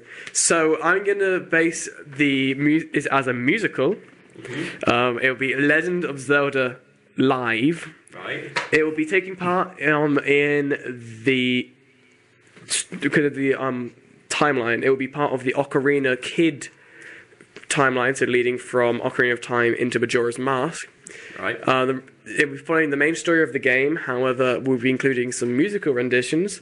Would be Zelda-related covers. I can't think of any off the top of my head.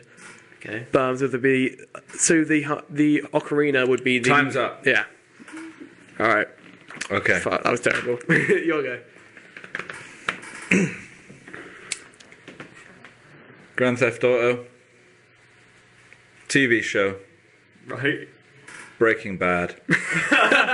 The Wire. Crossed together. Pitch Okay. over. I think you Pitch over. I think you win. It's Breaking Bad and The Wire. Yeah, you had an easy one. You had Zelda. Yeah, but I had to make it interesting. Right. Pastel doesn't So- really have a canon. I liked both ideas because I like the idea of. You're an executive. You don't get to be nice to us. Well, I'm just expressing what I felt. What do you think is going to make the most money? Come on. Yeah, that's a good point. I was Just gonna think say about that what the information would... Yeah, mine's... I choose musical. Why did I choose musical? I was His gonna say will be GTA, closed but we're within probably 6 done. months. Yeah. GTA. You went... That's 1 point. That's one okay. point. Should we do one more round? Yeah, and then we just, yeah. rip up end the show with thank yous and stuff. Okay. So you go first. Okay, so I'm going to go for a random one here. And I have got... Betrayal of the House. It's a board game called Betrayal of the House on the Hill. Do you not remember this from LARP? No, I didn't play this one. This basically is you have a group of people and you go into a house and basically one person's a traitor. Okay. That's the idea of the game. I'm going to go with a random one. Choose me a number near the end. 23. I got Shazam. Okay. I feel as though we both got screwed equally here. Yeah, I don't know much about Shazam. You Okay. go first. You were the first to choose. Right, okay. You mentioned earlier the last horror film you could think of with a satisfying ending was Alien. That was in the 70s, right? Yep. What we need is we need a good horror whodunit type film. You know, Right. one of those ones where everyone is guessing throughout the entire thing. And what better thing to base it on than a board game? A board game like with Cluedo, where you're literally spending the whole time trying to figure it out. You're piecing together the clues. We make a film where we put the clues there for the people. It's none of this like, oh, I found this out off screen, and now I know at the end, you know, or anything like that. You as the audience, you figure it out as the characters do. Who's betrayed them? The film make millions. We'll sell more of the board games. We'll make our own board game based on the film that's based on the board game. All right, my turn. Shazam. Shazam's character is an epic. It will be a film, but it will completely reboot the entire DC cinematic universe. Shazam! Forget Batman, forget Superman. Shazam will be the head. He'll be the front runner. With him and his ability, which I don't know off the top of my head. What did he do? Shazam! He's Shazam. I use this catchphrase. It'll be a style which means it's a gritty Shazam movie. Shazam! Starring a character, a brand new person, a new actor, bring his career to a beginning, but at the same time, opening up the entire brand new DC cinematic universe. Shazam! With Shazam. Oh, can I just add that my horror thing will be using the cast of Breaking Bad and The Wire. Alright, we have 2 minutes. Quickly, give us an answer, because we need to sum up the show. Right. So, I like this game. I'll give both a good point and a bad point. So, good point for board game is Hurry you need up! more of those. Bad point is Yeah, we have like seconds, mate. Hurry up. it's very difficult to do. Good point for Shazam. Shazam needs more coverage. Bad point is that his powers aren't really as good, as interesting as the other powers. Who won? Just say who won. So I'm going to say Rick again. Rick? I'm sorry, Rick. Sorry. Rick wins! Rick wins the game! Okay, so we do have to say some very quick thank yous. You're listening to ORB Radio One, giving people a voice.